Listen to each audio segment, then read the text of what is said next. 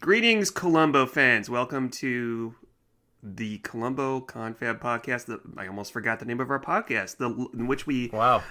This is Sean. Yes, you are Sean. And you are Steve. I am. And today we're going to talk about Murder in Malibu, starring Andrew Stevens as a murderous gigolo and some panties. And in our final 90s Columbo episode. Yes, this is it. This was the last one. This was the last one that the Wig and Wheel chose for us. I think maybe it's appropriate. I don't know. We'll see. Really? So here we have an actor. We have a murderer, or would-be murderer, Andrew Stevens, who I had to look him up because I have never seen him in anything else besides Columbo. Same here. I think he maybe has a career in porn. I'm not real sure. No, he doesn't, sir. He doesn't at all. He's been in like 100 things that I've never heard of. Oh, he's been in a laundry list of things that every single Columbo murderer has been in, like Murder, She Wrote, Love Boat. I think the most prominent thing he was in is, or the early 90s, there was a show called Silk Stockings, which never seen it, but I would just see it in the TV guide. I've heard of it. Yes. Oh my goodness. Wow. Yeah. Okay. But now he's a producer, and he mostly stars in and produces like B movies, horror movies, and if I may so judge without seeing them, yeah. I could see him doing something like in Tales from the Crypt. I could totally see him in that. Mm-hmm. Like, okay, yeah. I was thinking, the one episode I'm thinking of is with the brothers. One's a surgeon, and he's left alive and has to be cut open. Bo Bridges and that guy from Ghost, the bad guy from Ghost, whose name escapes me. But I think it's notable. I don't think that I've ever seen a Columbo episode where I think this is the shortest amount of time that it takes for me as a viewer to totally despise the villain. I think he is like 2 minutes of screen time, and I fucking hate this guy. Yeah. He has, I know he's supposed to be handsome, and he has a punchable face. You're not attracted to him, huh? No. This is. He's an attractive guy. I assumed you would be. Absolutely not. No. He has a nice body, it seems. Okay. But he has a punchable face, and his character is disgusting. He's a misogynist. Yes. And do you know guys like this, like really good-looking guys that are just kind of losers, and like you can tell that he's an asshole, but like for some reason, I know guys that they've got looks and they've got a cult of personality. So they seem to draw people in. I wouldn't say like punchable face or whatever, but I know people that can draw women in a room like almost immediately, and I never understood that. Like this women just automatically find certain people attractive no matter what, and they don't even know the person. So, but when the person's an asshole like he is, and he's not only an asshole, but he's a loser and a user. It's just. I mean, we meet him. He pulls up in front of a bookshop with what you think is his girlfriend, but it's not his girlfriend. It's the girl. It's the girl he met at Walmart to do his taxes. Yeah. And she gives him his ring back. I don't know. There's history there, and there's something going on. Yeah. Yeah. So he proposes to women consistently, and he's just wanting one to hit. Which is apparently his grandmother's ring. But I want to say that we start off, before even that scene, we start off with Optimus Prime giving us the prologue of this episode, which I like. I like Optimus Prime when he does this. You have no idea what I'm talking about. No, I forgot about that. You brought that up in an earlier episode that it's Optimus Prime who... Yeah. So, what's his name? Wayne Jennings. Douchey McDoucherson. You really don't like him. No, I fucking hate this guy so much. He pulls up to a bookstore and he sees. I didn't get the last name, but what's Teresa's last name here? Gorin, I think. Gorin. So she's like the J.K. Rowlings of the 1990s, early 1990s. Yeah. So she's played by. I'm sorry, I'm gonna interrupt. I just want to point out she's played by an actress named Janet Margolin, who I thought I recognized, and I think that I'm confusing her with Mary Steenburgen. But she died like 3 years after this, in 1993, of ovarian cancer. Oh, that's horrible. And she played a character named Robin in Annie Hall and the prosecutor in Ghostbusters 2. So those are the two movies that she was in that were probably the biggest. So we cannot say a single joke about her now. Thank you. Well, no, we totally can. It's all right. I think the statute of limitations has passed. I mean, that's sad. No, that's horrible. Well, so, okay. All right. Yeah. So, so we're introduced to Wayne, and we already know what kind of guy he is. He's a womanizing individual. I like that he goes into the bookstore, and the clerk is trying to get more books out during the signing that we see. Mm-hmm. And he just takes them, and he says, I'll take those. Now, as a clerk, would you think, why is somebody in the back doing this? Yeah. Oh, I'm so confident of myself. Here, nerdy bookstore clerk. Let me take those books from you. I don't want you breaking your scrawny limbs over some books. I mean, he changes out of a sweater into a jacket, by the way, so I did not notice. She can't smell the other women on him, probably. Oh, I did notice, though, when he's driving Teresa back to her beautiful beachfront property, he says, I had a meeting with my tax guy, which we know is not a guy. Yeah. And does Teresa's house look familiar there, Steve? Have you seen this house before or anything else? Specifically, no. Maybe the driveway? No? Okay. Throw your brain back. I don't know if you can, but throw it back to, I don't know, whenever we recorded or watched Last Salute to the Commodore. Remember, there's a scene where he gets in a car. Columbo gets in his car with the top down, and Robert Vaughn gets in there, and like three other guys, and there's kind of an awkward. Yeah, he's having the other guy has to learn how to drive a shift. Yeah, even though it's not a. Yeah, go on. I'm pretty sure it's the same house. You think? I'm pretty sure that's Robert Vaughn's house from Last Salute to the Commodore. Robert Vaughn and his drunken wife. I was thinking, actually, as a matter of fact, that when watching this, this house, not that I'd recognize the driveway, but that there's a lot of beachfront properties in Columbo. Mm-hmm. How many of these people are next door to each other? Yeah. So I was wondering. And we found out later the sister's next door. But, I mean, in previous murder mysteries, do we see other neighbors along the same beach? At some point in the... How many years has Columbo been on? Surely he's bumped into the house next door. Yeah. I mean, let's see. Robert Culp in that one. Yep. Where there's Robert Conrad, who would go for... Yeah. You would see the murder in his glasses, yeah. Yeah. Well, no. Robert Culp did. But there's others. I just can't remember them off the top of my head. But there's a lot. Yeah. The painting guy. What's that? The Barsini. Yes. That's right. I forgot. Yep, absolutely. Oh, I hated that episode. Oh, man.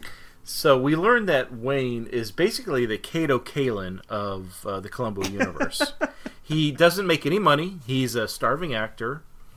And he's just a bum. He kind of sleeps around. So, yeah, Kato Kalin. If it wasn't for his good looks and his rockin' body, he would be literally a bum on the street. A lazy-ass bum. He just leads the way with his dick and goes where that takes him. So he and Teresa have an exchange at her house that I wrote down. Does the dialogue, is it supposed to sound like a cheesy romance novel? Because let me ask you this, Steve. Let me ask you this. Out of these two actors, Andrew Stevens and what's her name, Janet Margolin, which actor is worse, him or her? I didn't have a problem with her acting, though. Really? So, yeah, really. I mean, you could almost say that if you have a problem with the guy Wayne, his acting, but he's an actor and he's playing a part. So I don't know. What are your thoughts? Oh, I thought that I couldn't decide. I think by the fact that he obviously has more screen time because she's going to be dead soon. I seriously could not stand him as an actor. I could not stand hearing this guy. I had no problem with him.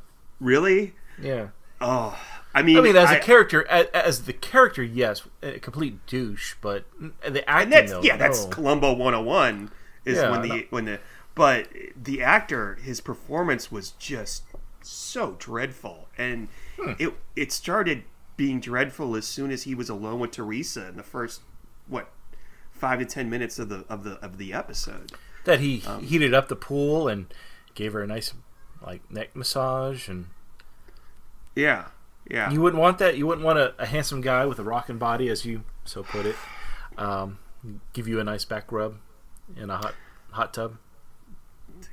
No, I didn't even think about that while I was watching this. The dialogue was terrible. Where is your brain? Where's my brain? Anyway, okay. Okay. So,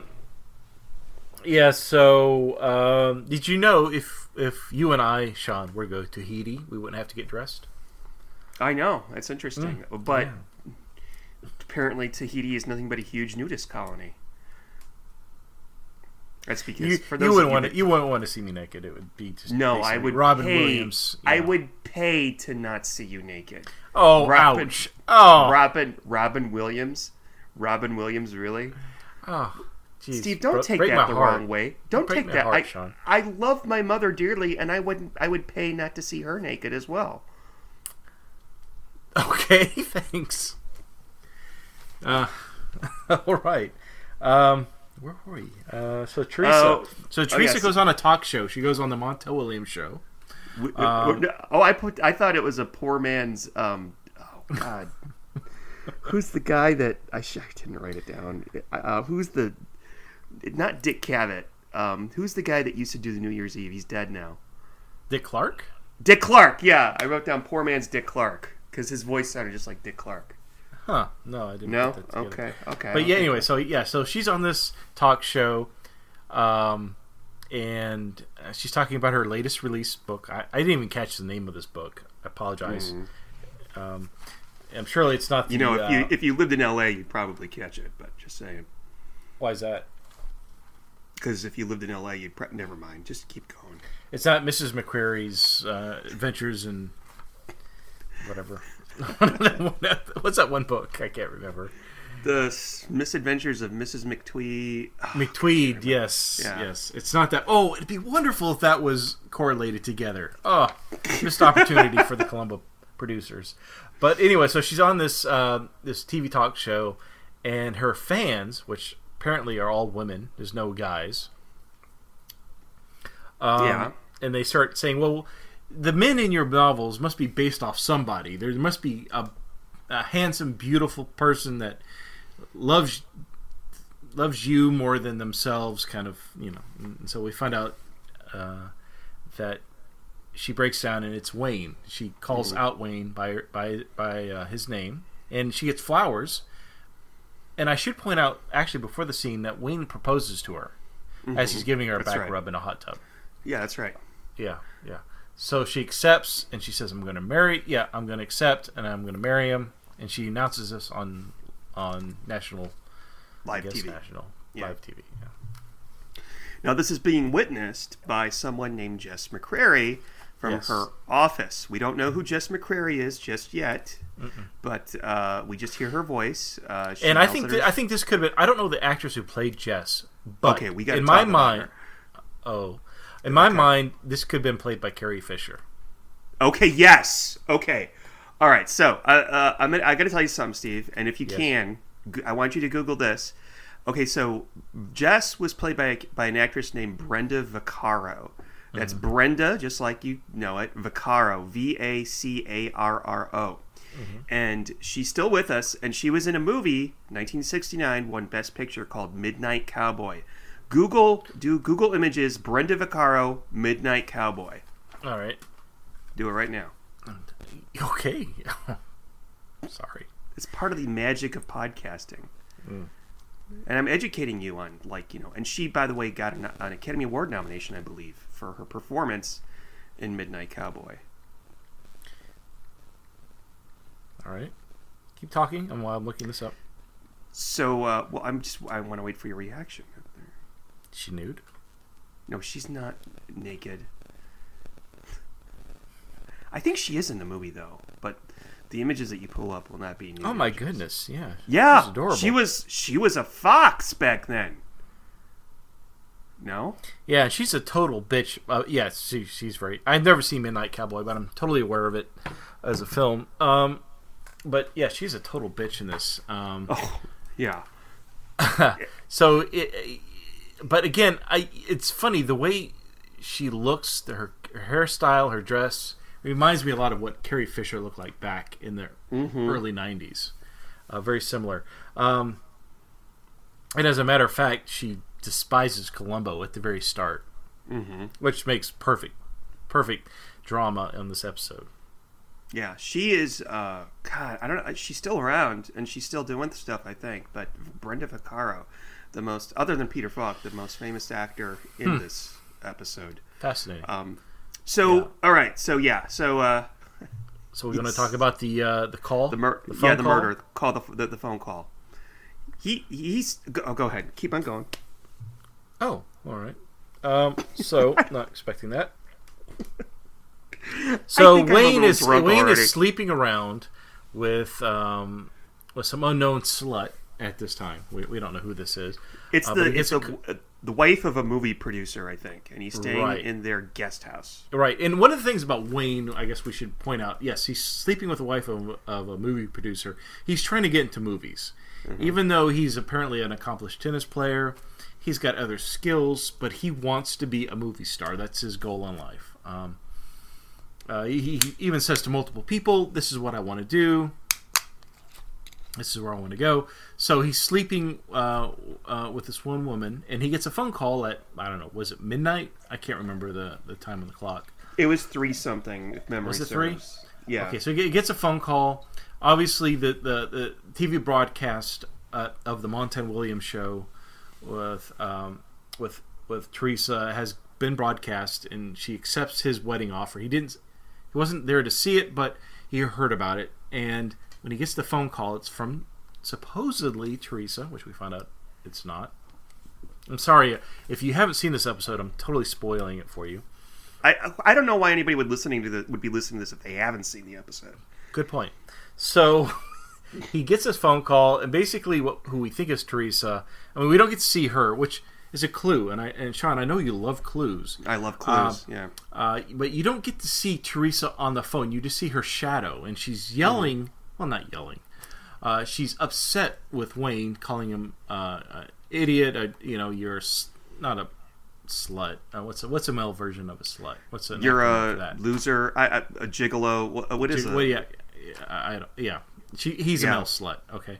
And just your joke. I'm not going to marry you. Yeah, that's right. Boom. You're a joke. I'll never marry you. And we see this. We don't see her. We see her shadow against the wall. And was there of course, this is the first time you're watching it for this, right? Was there any question in your mind that it was not Teresa? Yes, immediately, because okay, interesting, good. I've been doing this with you for how many years have we been doing the Columbo Confab podcast? 2 years? Yeah, a year and a half. So obviously they're not. In this episode, we're going to discuss this. It doesn't show you very much and keeps you guessing, which is, in my mind, you told me when we started, there's certain episodes in Columbo that they changed the formula a little. And the last one we did is a perfect example, Double Shock, where they changed the formula a little bit. Well, and this one is very similar too, where we're not really sure what's going on because we see something, but we don't. For example, the murder with Wayne. We see Wayne shooting, but we never see the death. We don't see him shooting Teresa. And so there's a lot of... Yeah, we see him shoot twice, and then they cut to the dead body lying by the fireplace in the safe. And that's it. So we never see the actual murder. And in this case, we don't actually see Teresa calling. We assume it's Teresa. There's a lot of assumptions in this one. We assume Teresa's calling him and calling Wayne out at 3 a.m. But the episode takes a lot of what's the word I'm looking for? It takes a lot of assumptions. It makes us want to assume what's going on. But as a Columbo confab podcaster, I picked up on these. These are misleading. It's steering me in another direction. Well, there's a couple things that happen before the murder first. Well, no, there's one thing that happens. He places a call at 6:25 a.m. to Helen, the accountant, the tax guy. Yeah, the tax guy. I'm not the poor man's Gillian Anderson, and says something like, "Hey, I'm." No, she did look like Gillian Anderson. That's a compliment. What are you talking about? Have you seen Gillian Anderson lately? You said the poor man Gillian Anderson. You didn't say. Never mind. Okay, go. If you look like Gillian Anderson, and you are not Gillian Anderson, and you're not as famous as Gillian Anderson, then you are the poor man's Gillian Anderson, right? Well, I'm shocked that wasn't Gillian Anderson because I thought that was the whole time. But never mind. Go on. No, it wasn't. No. I didn't write her name down, but it wasn't. He calls her office at 6:25 a.m. Her office is closed, so he leaves a message saying like, "Hey Helen, I'm in my way to L.A. I'm going to stop by." I can't remember exactly what he says, but it's important to note that it's 6:25. Then we see him shooting the gun. We see the dead body, and then at 7:15 in a diner, he calls Teresa's secretary Mavis. And he's like, "Hey Mavis, he says on the phone, 'Hey Mavis, it's 7:15. I'm at breakfast.'"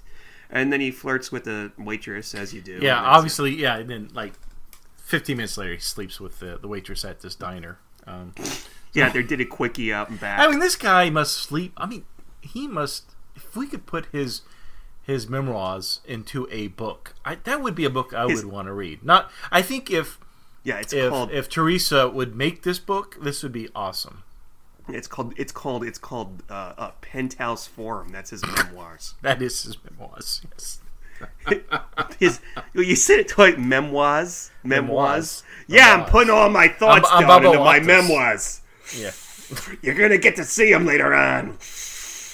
Can't wait. Anyway, all right. So, cut to. So when the waitress says.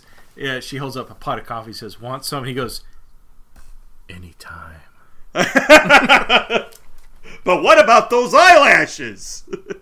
He's got long eyelashes and beautiful deep blue eyes. Oh, gross. And a face and a smirk you could punch. Yeah, okay. So you are so attracted to him, I know it. No, this is the only attractive part. The only attractive part of him that I saw. No, not the hair. Uh-huh. The hair is to 1990. When he's in bed with the movie producer's wife, God, he gets the phone call, he stands up, and you see him for half a second in his underwear. That was an attractive not his nipples. Part. Okay, nice. His nipples were okay too, and the chest. Why are we talking? There are people right now listening to this that are like, "I don't really care what Sean likes. Sean's a 43-year-old fat gay guy." Watching, I used to have a body like that. Wait a minute. You know what? I didn't know this. Wait. Yeah, you're 43 years old? Yeah, hello. What's so funny about that? I'm younger than Teresa Gorin in this. Because the joke is, people would say, "Oh, he's gay." No, you're 43. Well, that is like 55 in gay years. Really? Yeah, that's good to know. Yeah. Where were we? Oh yeah, Columbo. Let's talk about Columbo is now on the scene. So we've already discussed that Wayne has shot into the body 2 times. Mm-hmm. She's by the fireplace, by a safe by the fire. I don't know why this as safe you do. Is by the fireplace because it looks do. Cool. Yeah, as you do. So Columbo is now on the scene. Yay! And we see Columbo driving horribly on the highways of L.A., which is scary in itself. Mm-hmm. And Columbo has a couple of boiled eggs. I like this. I don't think he runs out of boiled eggs or hard-boiled eggs at this point. He's got a dozen in his coat. Yeah. The fictional Mrs. Columbo boils them up every morning and sticks a bunch of eggs. But what I like is that he pulls up, gets out of the car. And Mrs. Columbo has a wonderful taste in panties. Okay. All right. Yeah, we'll talk about panties later on. Can we talk about eggs now? Yes, okay, eggs. Eggs and panties. Okay. So I like that he doesn't, tap the hard-boiled egg on his car. He goes to the brand new shiny police car and he's tapping. I didn't notice that. That's funny. I know. And the cops are like, hey, it's a standard break-in, whatever. Did you watch the egg throughout the coming scenes? Because yes. I think he's got the same egg. Did you notice this? It can't be the same egg during shooting, but yes, right. I think storyline-wise, it's the same egg. So yeah. So I think it's funny. I like it when Columbo, like the chili and when we see Dog or his car. I like these little callbacks to previous episodes. Mm-hmm. But I think it's fascinating. We went from a shoe fetish to a knee-high sock fetish in this one. I really want to know, so is it the same producer throughout all these episodes? Because that's the only connection I can think of. Not unless Peter Falk himself has a fetish for these things. I just don't understand the footwear fetish that's going on in this series. I don't understand why she put the shoes on after she put her socks on. Yeah, how she could put her pants on? Before she put her slacks on and everything else. That's very good. That's great. That's very deductive. I don't understand that. Who does that? I mean, the shoes are the last thing that I put on. I put those on before I walk out the door, but she had on her what do you call the negligee nightgown? She had on her knee socks, which we later established she wears when she's traveling, and she's going to wear slacks.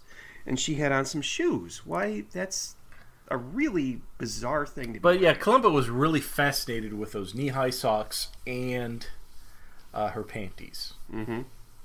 He mentions, yeah. He actually finds some panties in her bedroom drawer and is looking at them at one point. So we're also introduced in this scene to Lieutenant Schultz. Mm-hmm. He's obviously from New York as well, because he's got that New Yorker accent, yo. Mm-hmm. That was horrible. But, so I don't understand why all these New York cops are moving to L.A. I don't know. I think they just sort of I don't know. That's a great point. I think it's implied that the lieutenant is from New York. Oh, God, yeah. Yeah, Columbo's from New York. He talks about, from the old... In other episodes, he talks about coming from a certain neighborhood and stuff like that. Maybe it's just a cop thing. Maybe after they all hang around, they start talking like that and chewing gum and stuff. Yeah, like Dabney Coleman, Lieutenant. You got God, that was annoying. So Columbo was walking around. He's looking at the crime scene. He meets Mavis, the secretary. He's still trying to get rid of these eggshells. He's been trying to eat this egg this whole morning. By this time, the egg is there's dirt on it. It's brown. It looks disgusting. That's not true. No, it is. No, when he's talking to Mavis, it cuts to him. He's holding the egg, and it looks like there's brown dirt on the egg. It looks like there's shit on the egg. I'm totally serious. Maybe it's pepper. No, it was like on the edge of the shell between the shell and the egg itself. Yeah. Okay. Ugh. I don't know. So he's trying to get rid of these shells. That's kind of a running joke throughout the whole episode. He's got these shells he doesn't know what to do with. Mm-hmm. Why he doesn't stick it in his pocket, I don't know. But anyways, we hear Wayne's car pull up. I don't know what kind of car it was or is. It's an import, which we find later that Columbo's fascinated by. But Columbo thinks that Wayne is her tennis instructor because he has all these tennis rackets. Mm-hmm. But it's funny that Wayne is offended by the thought that he's a tennis instructor. Yeah. It's just a sport. It's just something I do. It's not it's not my thing. I kind of feel like there's a mental problem with Wayne about. Well, no, I mean I'm being serious. I'm not trying to be funny. I'm agreeing with you wholeheartedly. But I don't understand it. I wish they would have gone a little further into it. Why did Wayne get insulted that he was a tennis instructor? Why is he so bothered that the housemaid thinks he's kind of a what did he call it? Someone who watches a home. Like a house sitter? Yeah, house sitter. He gets bothered. He doesn't want to be tied into or framed into a position or a title. He doesn't see himself as those things. And he gets really upset by it. Well, I think he's what you would call this is going to be a weird term, but I actually heard somebody use this once, and I don't know if it's commonly used. He's a whimsical dandy. So, like people who, like, 1 month, they're, like, really into playing guitar, and then next month they're into working out, and the month after that they're into, like, tennis. Podcasting, that's kind of how, or podcasting, yeah. Or, you know, maybe 10 years they're into podcasting, and then, yeah. Podcasting and drinking. Well, I think that's what Wayne is. Like, at one time he probably thought that tennis was really cool. And now that he's, quote-unquote, engaged to Teresa, he's Teresa's fiance. And that's how he wants to put himself out, as Teresa's fiance. Especially since he just killed her, maybe. So maybe there's a good... or maybe not, Maybe not. Yeah, we don't know. So there's a good clue here, and that's that Columbo notices that the killer, ostensibly a robber, broke the glass to get in through the French door. Yeah, you could have used like a Boy Scout knife to break in. I mean, like, why wouldn't you do that? Sure. Like my nephew could get in. I think like Lieutenant Schultz's explanation was he was in a hurry. Like, that makes sense to me. I almost think Schultz is the common voice here, because Columbo's reaching at this point in my mind. Right.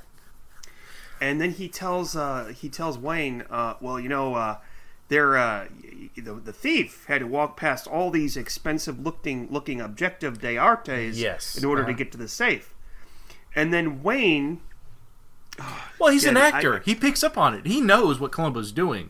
He Columbo says, why didn't he take these wonderful objects, which if I was a thief and I had a singular purpose, I would not concentrate on knickknacks or tchotchkes that were laying around the house.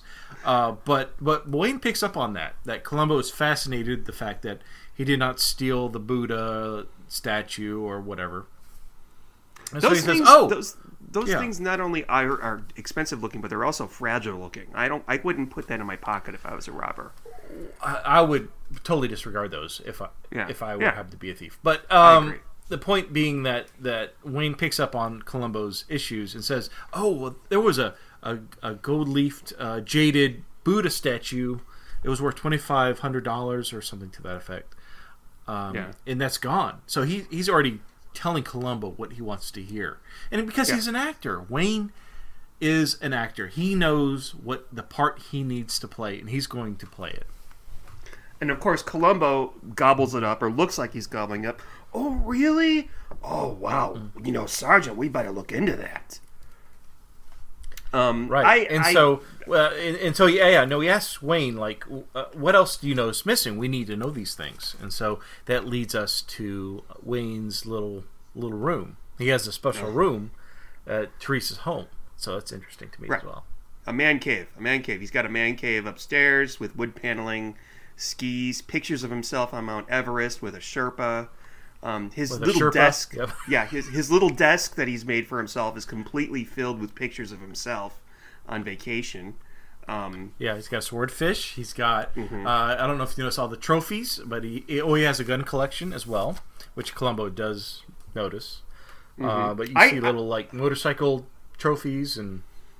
I have a theory. I think, well, not a theory, but a thought. He is the 1990s iteration of the victim in Try and Catch Me, who Abigail Mitchell locks in the safe. Even though we don't learn that much about that victim, but he had a bachelor pad similar to that, and may have killed off his wife. Yeah. So very good, Sean. I don't know if that I don't know if that means anything. I knew there was a reason why I do this podcast with you. So then Jess shows up, and she's angry at everybody, of course. I think she's more angry about being inconvenienced about this whole thing than her sister, being dead.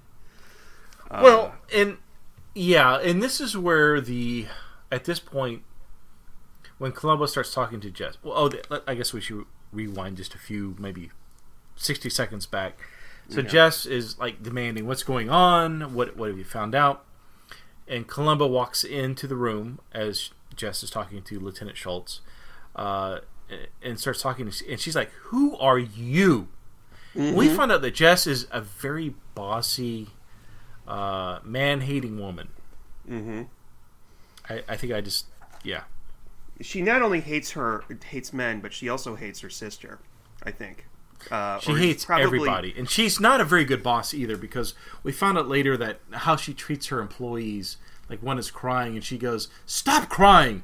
And then gives her a hug and go, "Okay, that's enough." And then moves on. She's very matter of fact. She's very not an emotional person. Yeah. Which is totally fine. Yeah. So at some point at this, did you wonder why the hell Wayne shot her? Because I knew I watched this before, but I couldn't figure out what his motive was. I still don't. Now that you say that, I still don't know what his motive is, because he got no money. All the money went to Jess. That's why he was going to seduce Jess. That was. Well, according to the accountant Helen, he had an insurance policy on Teresa for $1 million, but that money was supposed to go to all of Teresa's charities. Right. So maybe if he would have taken the $1 million and run. I mean, if she's going to break up with him, that's whatever. I don't understand why he killed her. Well, I mean, okay, spoilers. So he is the murderer. Mm-hmm. Yeah, very good point. I think it was for the $1 million. I don't see him killing her just because she calls him at 3 a.m. and says she wants to break up. There's a lot of misdirection in this episode, by the way. Yeah. So I guess. Yeah, so there's where are we? I can't remember what happened. Okay. So Columbo asks at this point. He asks Wayne to take him around the neighborhood to meet neighbors, and at this time we find out about you got an import car too, and he sees this beautiful. I don't know what kind of car it is. It's a beautiful, convertible, and the trunk is full of flowers. I mean, Wayne has really gone out of his way to make sure it looks like he was coming back as fast as possible to celebrate his engagement with his future wife. Jess doesn't believe him. As a matter of fact, we found out Jess has been telling her younger sister Teresa not to marry this guy. This guy's a loser. He's going to, he doesn't have a job. He's not a professional. He has no money. So she's not a very very big fan of Wayne. But at this point, Columbo takes notice of Wayne's car out in the parking lot or in the driveway. He, he kind of talks about his car as like, "Oh, well, I've got an import too." Even though Columbo's car is a piece of junk compared to this beautiful roadster. But he has Wayne take him around the neighborhood, and we find out about the local neighbors. And so we have. We've got the first neighbor we meet is a kind of not athletic, but a health conscious couple. No. The first one is the deaf lady. Yes, Mrs. So and so. I can't remember the name. Yes, she can't hear anything. Deaf as a post. Yeah, she's deaf as a post. Yes, she cries on Wayne's shoulder for a little while. Yeah, and then we meet the health conscious jogging lady, and her.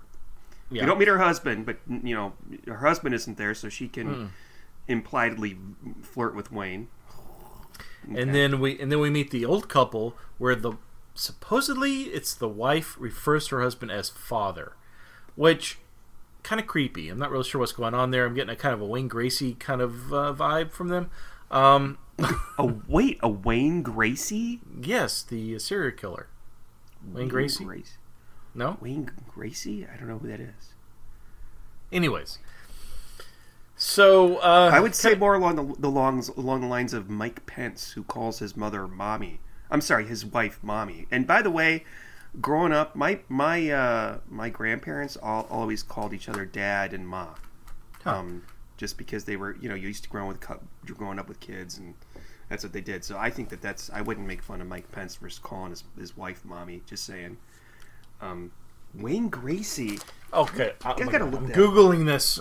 You have to cut this out. Is it Gracie as in like? I'm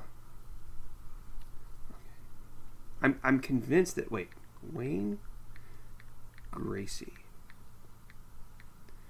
Okay, John Wayne Gacy came up. John Wayne Gacy. Yes, thank you. Yeah, the guy who dressed as a clown. Okay, shut up.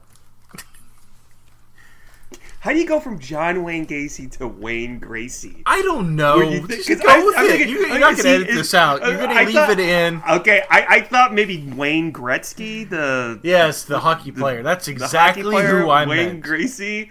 John Wayne Gacy to Wayne Gracie. Okay. Oh, whatever.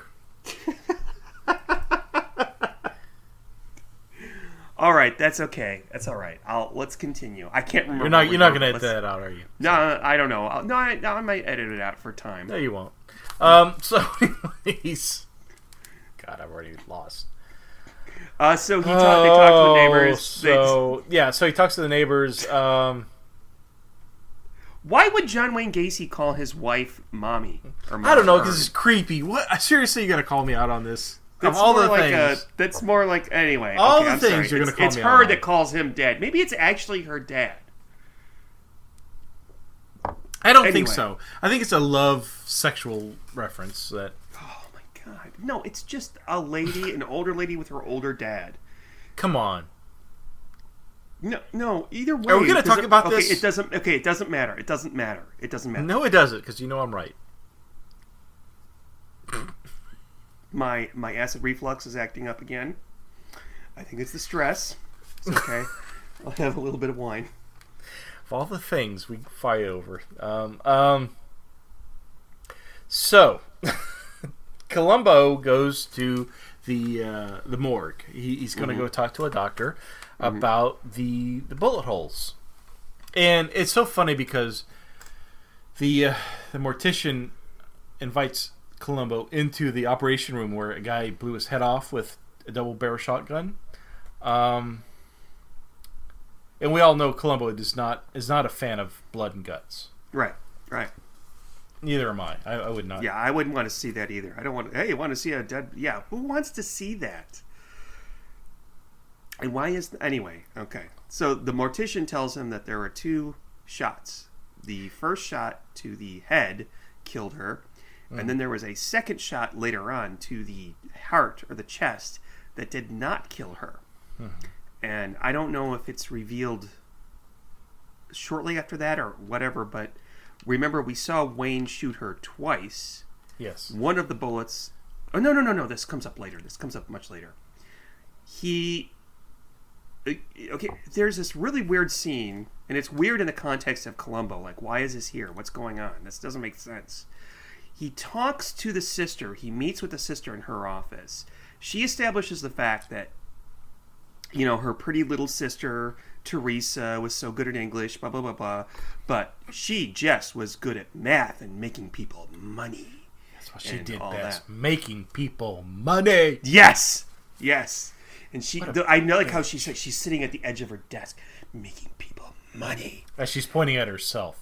Yeah, that's the one thing that there's a relationship that builds between Wayne and Jess, and the one thing that they both have in common is they both love themselves.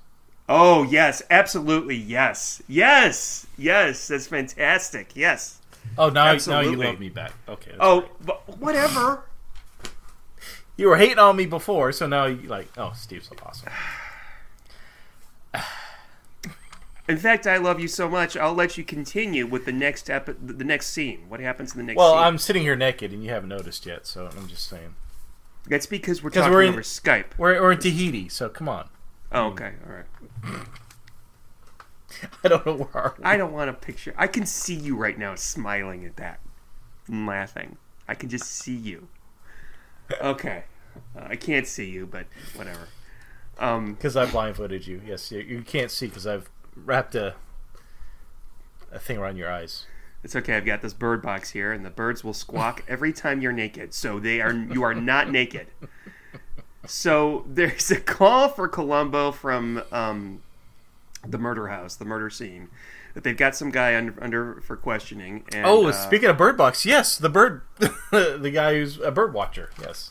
Yes, that's right. Nice. Oh, you're segue, so nice clever. connection. Oh, you No, are I didn't do clever, that. No, sir. You did? No, you did do that on purpose? Oh, wow. No, didn't even think of it. So the bird watcher is a private detective. He's not talking to the police, but Jess has some sort of investment in this conversation. And so Columbo says, "Okay, I'm gonna bring everybody together. He's gonna do the whole Agatha Christie, draw everybody down to the drawing room. He's gonna make his big reveal." Yes. And I believe that he tells this involves math basically, that he's able to prove that based on the mileage on Wayne's car and the mileage at the service station where Wayne had his tires changed after he had a blowout, that Wayne traveled several 40 miles. 40 miles. 40 miles more, yeah. Yeah. I mean, he could have gone to a local 7-Eleven and gotten cough drops or something. Who knows? What? That's a reference to... No, that's a reference to that other one. I like that one. I like that actor in that one. What's that actor's name again? Maurice from Northern Exposure. Clifford? I can't remember his name. Yeah, I think it was Cliff. Yeah, it was Clifford. Yeah, sure, Denise, which automatically reduces 50 points for my score. I belong on this Facebook group. I belong on a couple Columbo Facebook groups, and somebody posted a question: who is your favorite supporting actress in Columbo? Mm-hmm. And there were all these answers like, oh, I liked her, and then there were like 20 answers. Not a single one said Shara Denise. So then I put in Shara Denise! Exclamation point. Just kidding. And like 5 people put little laughy faces next to it. It made me feel good. They didn't boot you off the forum? Nice. No. I think that maybe that's yeah. You would have? Oh, you're not pro Shara. Not anymore. Mm-mm. Okay. So last episode, no. Based on the mileage on Wayne's little roadster, Columbo concludes that he was... Okay. Yes. Jess knows that Wayne did it. Okay.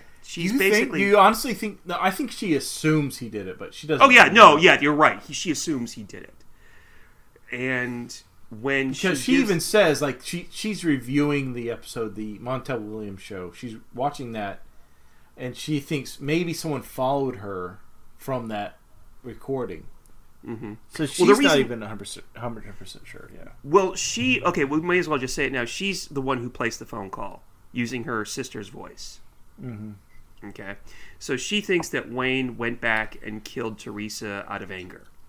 Yes, and let's point out that the fact that Columbo picks up that's what happened, that Jess impersonated her younger sister, because Columbo used to do the same with his brother. Now, his older brother was a real ladies' man, and so he would impersonate his older brother just like he impersonates his wife.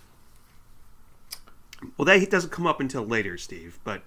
He doesn't know at this point that Jess made the phone call. Holy cow, you're going to let me get away with that. Oh, wow. Okay, so... You had no idea folks, just turn this off now. You don't have to listen to the rest of this episode. So, help me, Steve. Stay tuned, ladies and gentlemen. Don't turn away.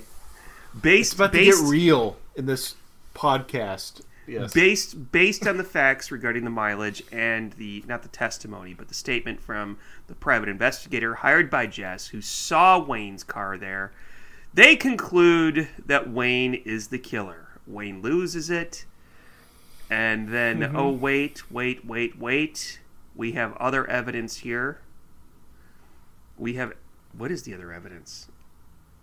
Oh, right. So, this is where, so we find out during this conversation about this black book. And in my mind, this is when things kind of get a little hazy with who the killer must be. Because we find out that the first thing that Jess, when she comes onto the crime scene, when she finds out about her sister being killed, where's the black book? So she's more concerned about this black book. And so this is when doubt starts to seep into the viewer. Was it really, was it Wayne? Because we never really saw Wayne kill Teresa. All we see him shoot, and there's already a body on the floor. Typically we see the murderer kill whoever. We don't see that. We just see him shoot into an empty room, and the next shot is a body on the floor. We don't see him actually doing the actual deed. We know Jess is really interested in this black book. She asks. That's immediately what she asks when she comes onto the crime scene.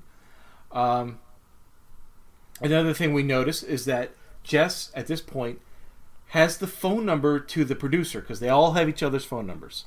So I don't understand. That's weird to me. Yeah. I don't understand that either. But but Jess knew the phone number where Wayne would be that evening. Mm-hmm. So things are not adding up. It's actually starting to point away from Wayne and towards Jess as being the killer, because she had the phone number. She knew where Wayne was. She was looking for this black book, which has disappeared, and I think there's a third point which I can't think of right now, but it almost points that Jess, and we do find out that Jess has a hatred for her younger sister. Like you mentioned before, she was good at English. She was popular with the boys. She was the princess. So there's a motive, and she's also the sole inheritor of the money that Jess would, if Jess were to die, she would get. Which Teresa would. Teresa would make. Yeah. So she is the prime suspect in my mind at this point. I'm starting to think, okay, the show is redirecting me. Right, and Wayne confesses to shooting her, but then it's immediately revealed that the time that he shot her was with her own gun. Was, I don't know, an hour and a half or anyway, something like that, after the shot that killed her. So it can't be him, so he faints. And now it leads us to believe that Jess is the killer. You're absolutely right. Now, when you were watching this, I remember I watched this when it was first on, and I didn't like it. But when you watched this, did you then start thinking that this is going to turn the formula on its head, and now it's going to be revealed that she's the killer? It's going to be like Last Salute to the Commodore? Well, I assume at this point I'm thinking the show's playing mind games. It wants us to think Wayne's the killer, but now it's kind of leaning us towards just being the killer. So I was at this point I was starting to believe, trying to second guess what's going on here, that actually both were in cahoots. Oh, okay, okay. As being the killer, kind of similar to the last episode we reviewed. Yeah, Double Shock. So I was coming from that standpoint. Until we actually see her. At some point, Columbo meets with her in her house, and that's when he tells the whole story about how he can make his voice sound like his older brother. And she's like, okay, well, stop with the bullshit. I'm the one that made the phone call. It wasn't Teresa. I've hated Wayne all this time. I told Teresa he was no good for her. I was the one that made the phone call at 3 o'clock in the morning. Okay? We also meet... Oh, you forgot one important fact. We meet Rosa. What's that? Rosa, her maid, who is apparently having a thing with Wayne as well. So everybody along this coast of property along the beach has been sleeping with Wayne at some point. Yeah, or has a crush on Wayne, or... Yeah, I just want to know how he seduced the deaf woman. Like, did he say to her, like, hey, would you like a little happy action? She's like, what? A little slappy action? What? I'm sorry. That's not really what she sounded like, but okay. Yes, I like salami. Why?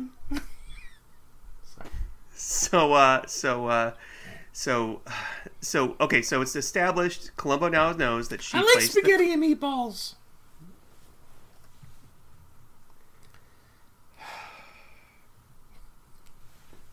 You take it from here, Steve, please.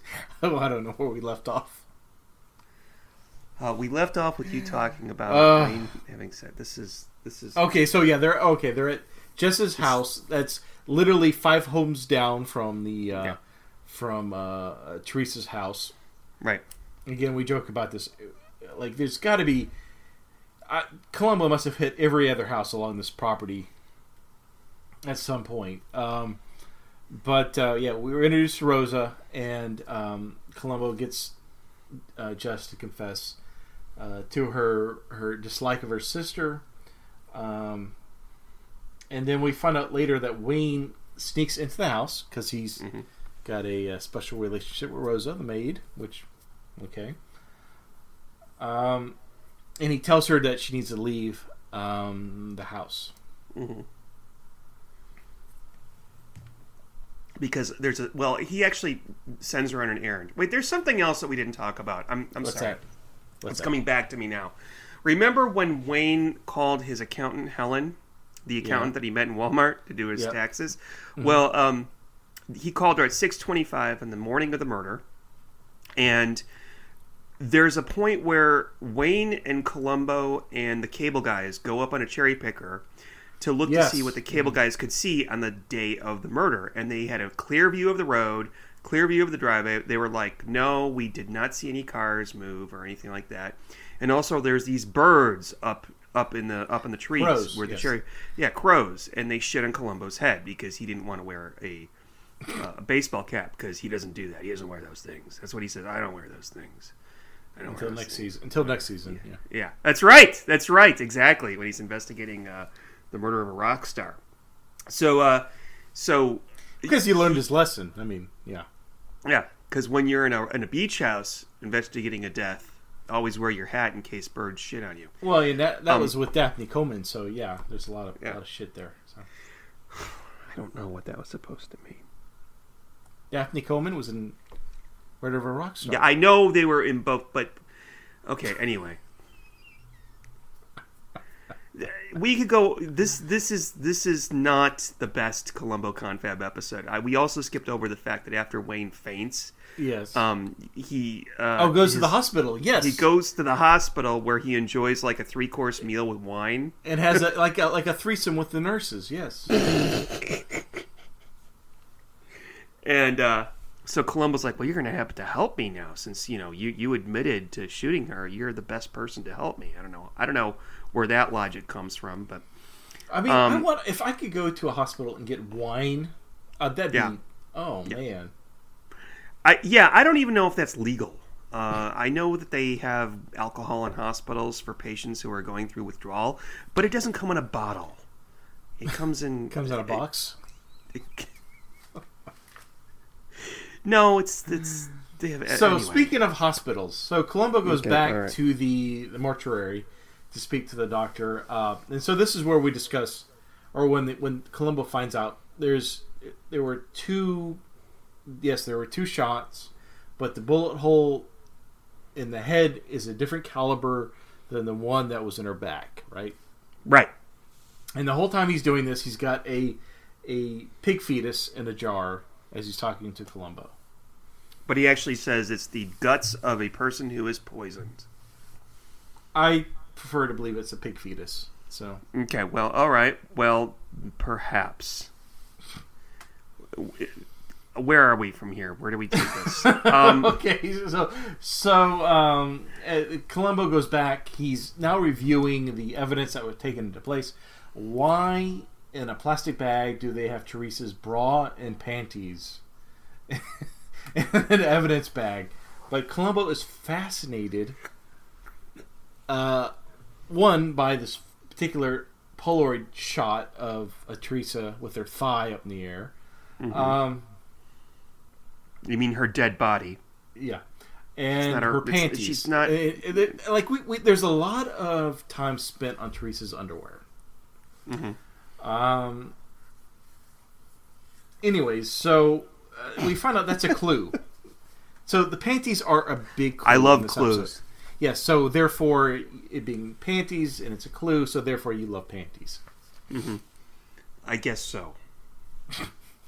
Do you think panties is a word? And you know what? One of the other Columbo podcasts discussed this. Just one more thing. They went at length about the word panties and how it just should not be a word. I mean, doesn't it just sound weird panties. Like, there's certain words that just, when they roll off the tongue, they just do not sound pleasant. Like, moist. Why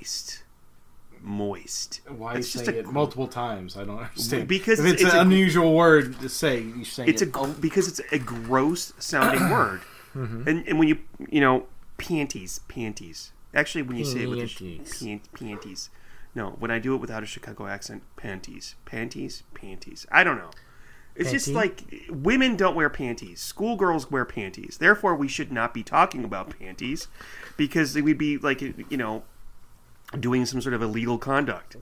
It sounds dirty, yes. Yeah, it sounds very dirty. It's like, it reminds me of that Seinfeld episode where he's making love to the woman, and she says something like, I'm not wearing any panties. And he says, oh, you mean your panties that your mom laid out for you? And she is totally turned off by that. And Seinfeld? No? You don't know what I'm talking about? I don't remember that, no. Okay. But anyway, so Schultz catches Columbo reviewing a dead person's panties. Is like, I don't want to know what you're doing. He already assumes Columbo's kind of a freak, because he knows that he's not really married, or has any brothers that he would have like impersonated or anything like that. So he knows the real fact. What. Schultz has worked with Columbo on no other cases. He knows nothing about him at all. But okay, fine. You don't take that. So that's. What? Go ahead. I just want to say that, and we're all over the place with this right now, because, ladies and gentlemen, this is the worst episode of the Columbo Confab podcast. No, it's the best episode of the Columbo Confab podcast. Thank you. After Wayne confesses to shooting the dead body, yes, Columbo says, "Oh, there's no crime against shooting a dead body." No, false, not true, fake news. Not true? Yeah, I actually did research. If you have the intent to commit murder, if you think that person is alive and you have the intent to commit murder, and you shoot that dead body, that's attempted murder. So they wouldn't get him on murder, but they would get him on attempted murder. Okay, even though she was already dead. So there was an actual case back in 1977 in New York where there were three guys. They went out for drinks. It's the case of the People versus Douglas. These three guys were out drinking, and they had an argument. They came back to an apartment, and Mr. A had an argument with Mr. B, and A shot and killed Mr. B. Then A told Mr. C, shoot him in the face now that he's already dead. Mr. C shoots him in the face when Mr. B's already dead. And then he's up for murder, okay? Or he's up for attempted murder. So the question is, should Mr. B... No, I'm sorry, B is dead. Should Mr. C be convicted for Mr. B's murder? And the answer is no, because he believed that Mr. B was already dead after Mr. A shot him. In this case, Wayne... Mr. C, yes. Yeah, in this case... I don't know. C is for cookie. In this case, Wayne shot Teresa, allegedly shot Teresa, thinking she was still alive. So he should have been put away for attempted murder. So, fake news, sad. Okay, so this whole time, we don't know who the killer is. We don't know if Wayne is the killer. We don't know if Jess is the killer. We don't know if Helen is the killer from the beginning. Helen is not the killer. Thank you. But we don't know. I mean, we really never see firm evidence of the murder. As far as we know, it even is explained away in this episode that Wayne came in, she was dead, he saw the love letters, he was concerned for his own safety, so he overreacted. And so he shot the body. He admitted to that, but it was not him. He found the body dead. And we, like I said before, we know that Jess was looking for this black book almost immediately. Not who did this, who could have done this. Her first question to Lieutenant Schultz, where's the black book? I mean, that was her her first interest. So we're not really sure what's going on. We don't get to see that actual murder. In my mind, this is not a typical Columbo case. We don't know who the killer is.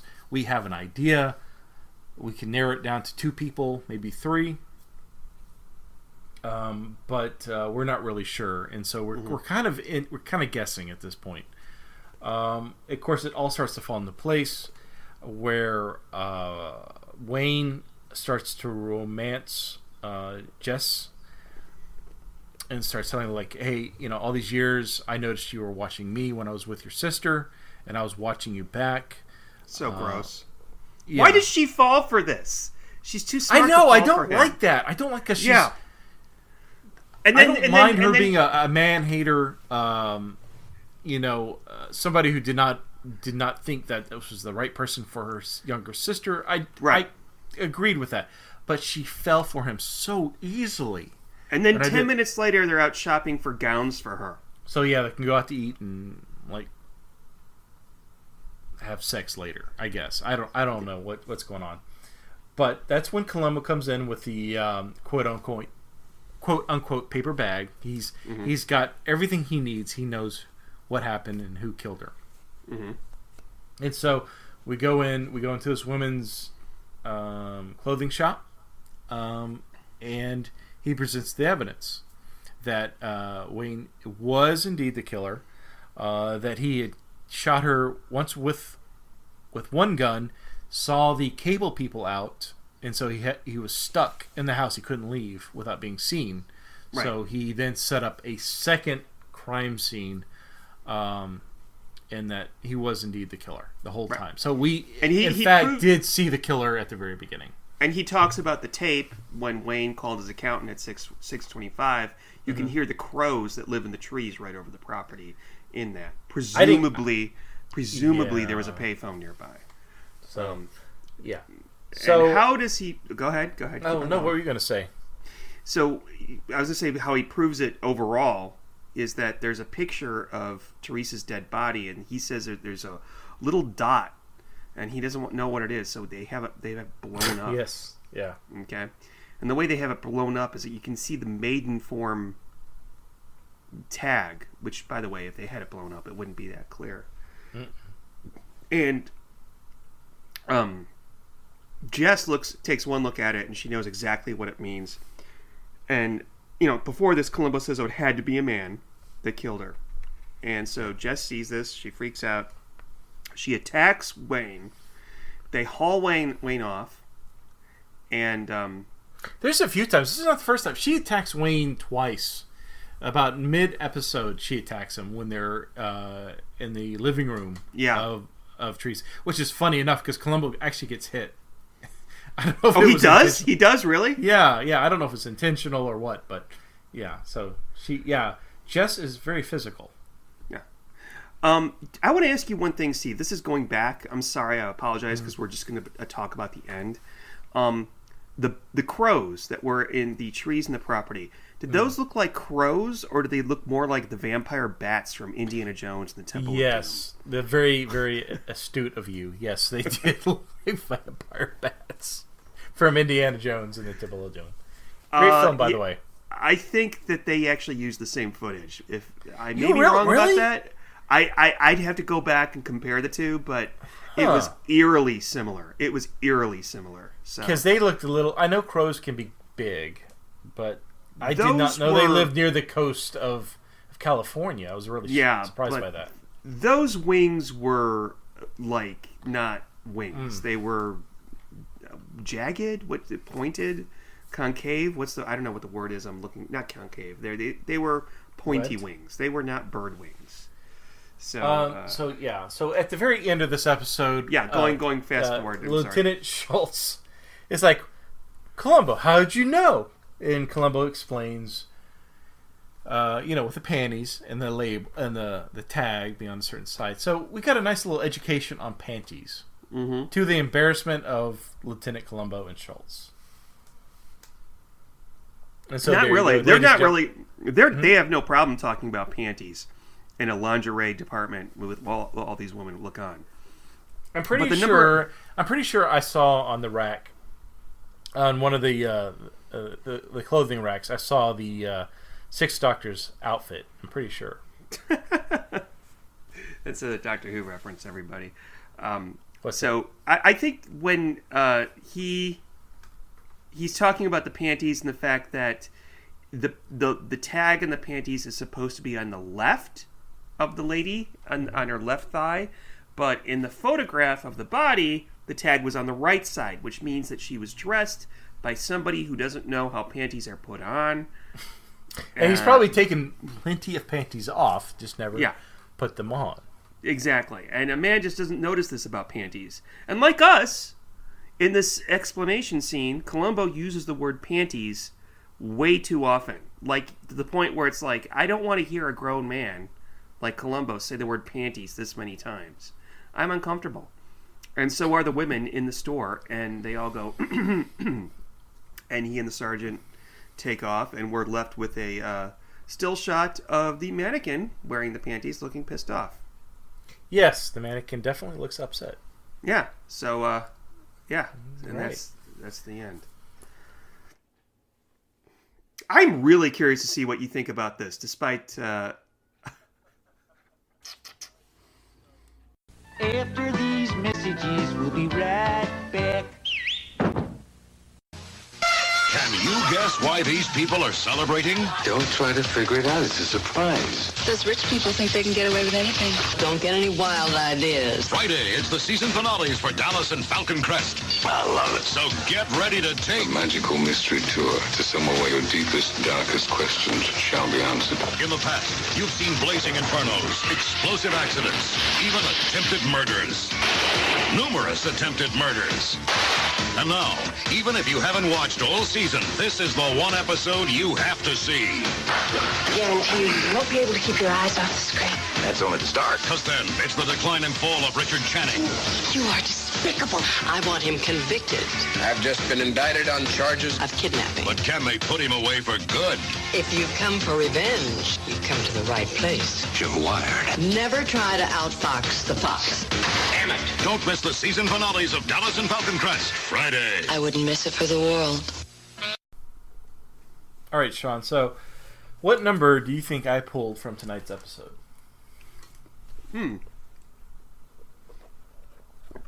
1,000. Hold on. I think. Wait. I have to get back to my notes here.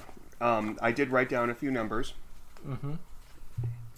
I'm going to say that 1,221.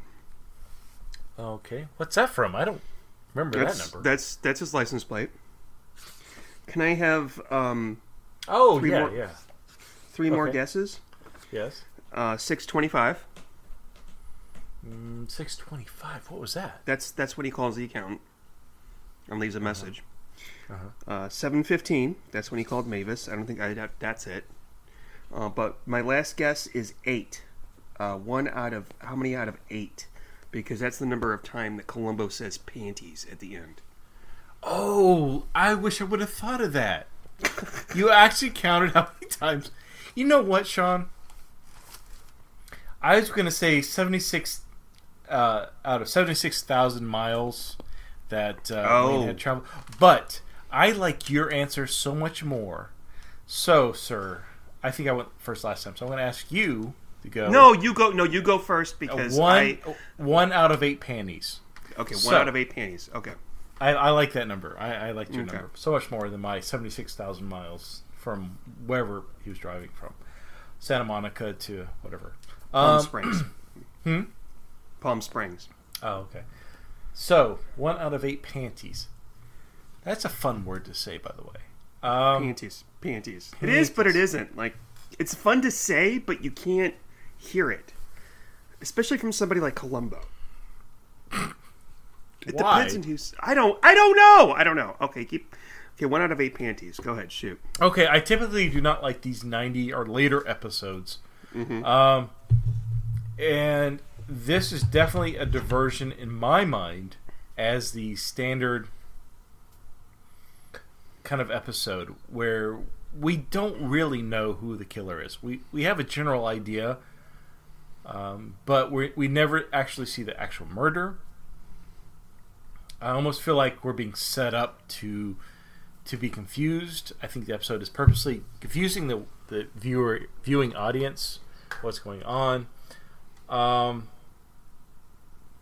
So I like that. I did enjoy that aspect. Mm-hmm. I like not really knowing who the killer is, though we find out later the killer is actually indeed the person we see pull the trigger, so to speak, at the very beginning. We don't really see any... One of the things I like about Columbo, I should say, is I like seeing young actors and actresses that are popular now, that were kind of in their early beginning stages on Columbo. I don't know who's playing Wayne. I don't know who's playing Jess. I just don't recognize these people. It's not their fault, but it kind of takes away from that enjoyment for me. Mm-hmm. But suffice, I did enjoy the episode. It kept me thinking. It was a little different. So out of, you said eight panties? Mm-hmm. Mm-hmm. I would give it a 6 panties and one, okay. Yeah, 6 panties. 6 panties and one garter belt. One edible, I don't know. So I enjoyed it. Overall, I enjoyed this. I typically don't like the 90s ones. Definitely enjoyable. Okay. But yeah. All right. Your thoughts? I do have a question for you. I don't know if you have any experience in this. What are edible panties, and do they still make them, and what are they made out of? I don't know, but I always assumed it was the same thing that was fruit roll-ups. Okay. All right. Huh. I just don't... Okay, I don't get why anybody would... Okay. All right. Anyway. So, I'll tell you something. I remember watching this for the first time in 1990. I hated it. Yeah. I probably would give it 1 out of 8 panties. Watching it now for this, I do like it more. I appreciate it more. I think there's good clues. There's only a few clues, but they're good clues. I can't stand Andrew Stevens in the role. I just really think he was a poor choice for playing the killer in this. I think it's of note that this, I believe, was the last episode in the season. So this may be a case again where they were running out of money and they couldn't pay for, I don't know, whoever was the hot young stud of the day on TV, not necessarily movies. But I think that Andrew Stevens, he ruined like half of it for me. He's really bad. Wow. He is the worst actor to play Columbo murderer that I've seen. And not only that, it doesn't help that his character was completely despicable. It makes you hate him at an entirely new level. Okay. I like it more than I saw it before. Than before when I saw it, I should say. I remember, well, I don't remember, but I know that when I watched this shortly earlier today, I kept thinking, why did he shoot her? Why did he shoot her? And that doesn't make any sense. He did it for the money. And I understand totally but he why... Didn't. No, he didn't do it for the money. That's the thing. When you brought that up earlier. What money? The $1 million Is it all went to Jess? Life insurance Well, no, because that went to her charity. Well, that's where it was supposed to go. They don't talk about this, but I think and he was sleeping with the tax lady or whatever. Yeah. So he could have had that redone. Yeah, that's why he was sleeping with her. Once the money goes to him, he can do with whatever he wants with it. He can keep it to himself, or he can donate it to charity. It's his,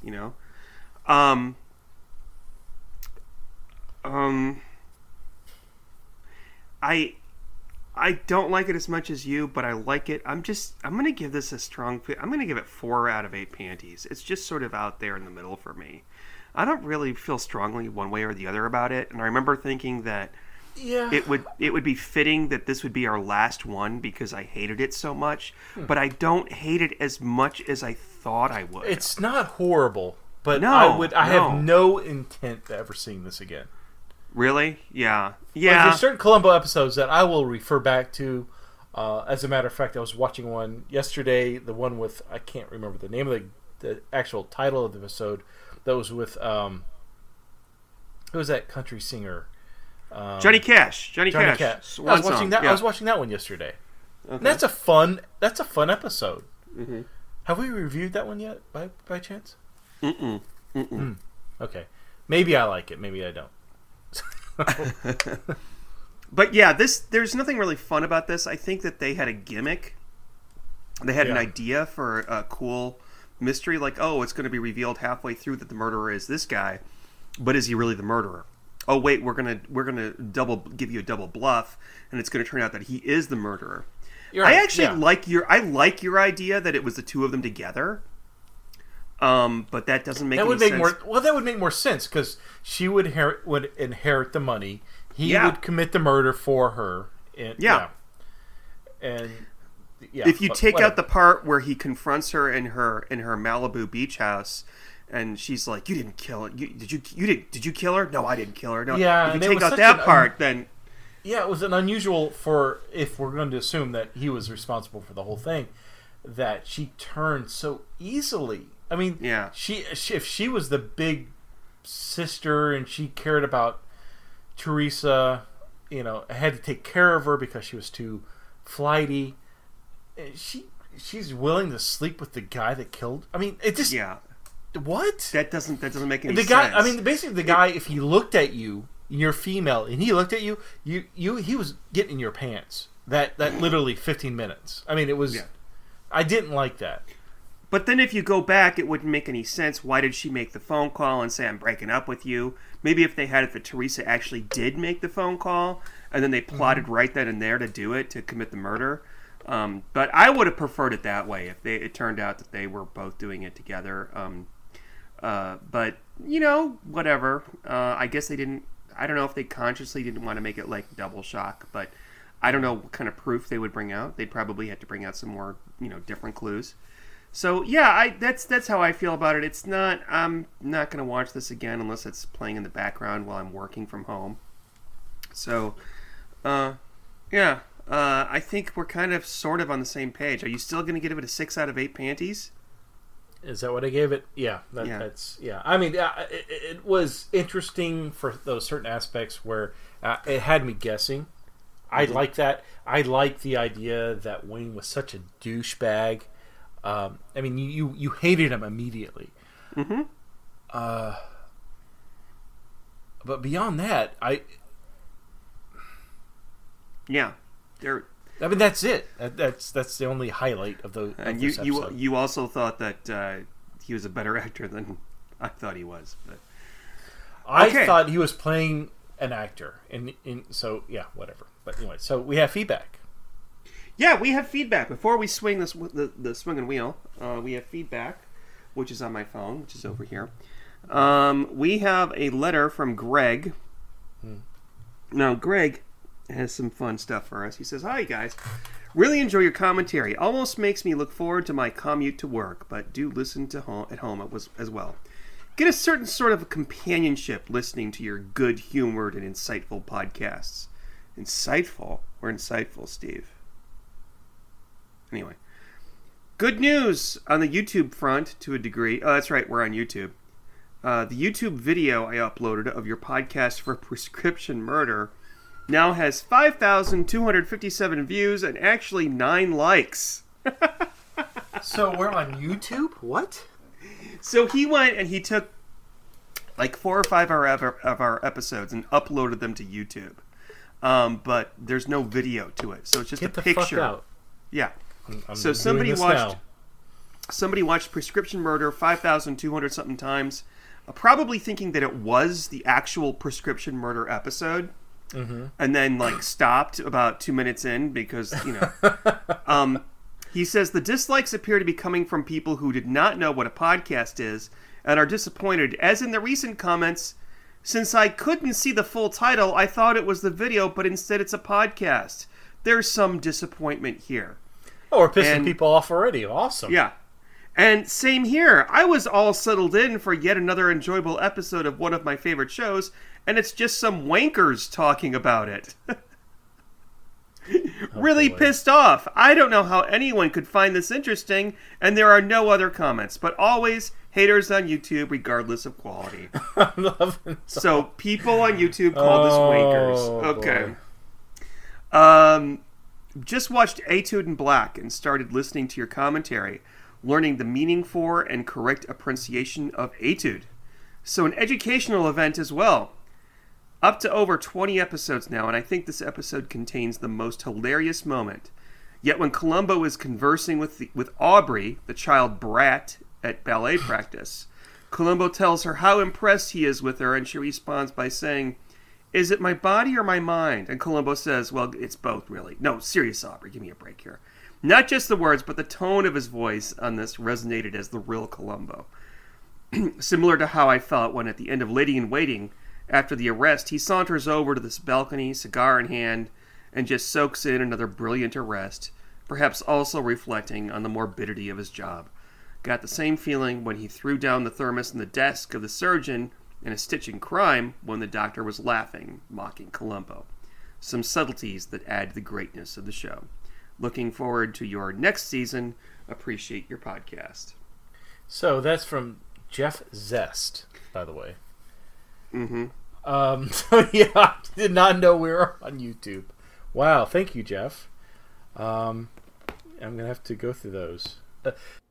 We're good. All right, so Steve, right now I want you to go ahead and swing.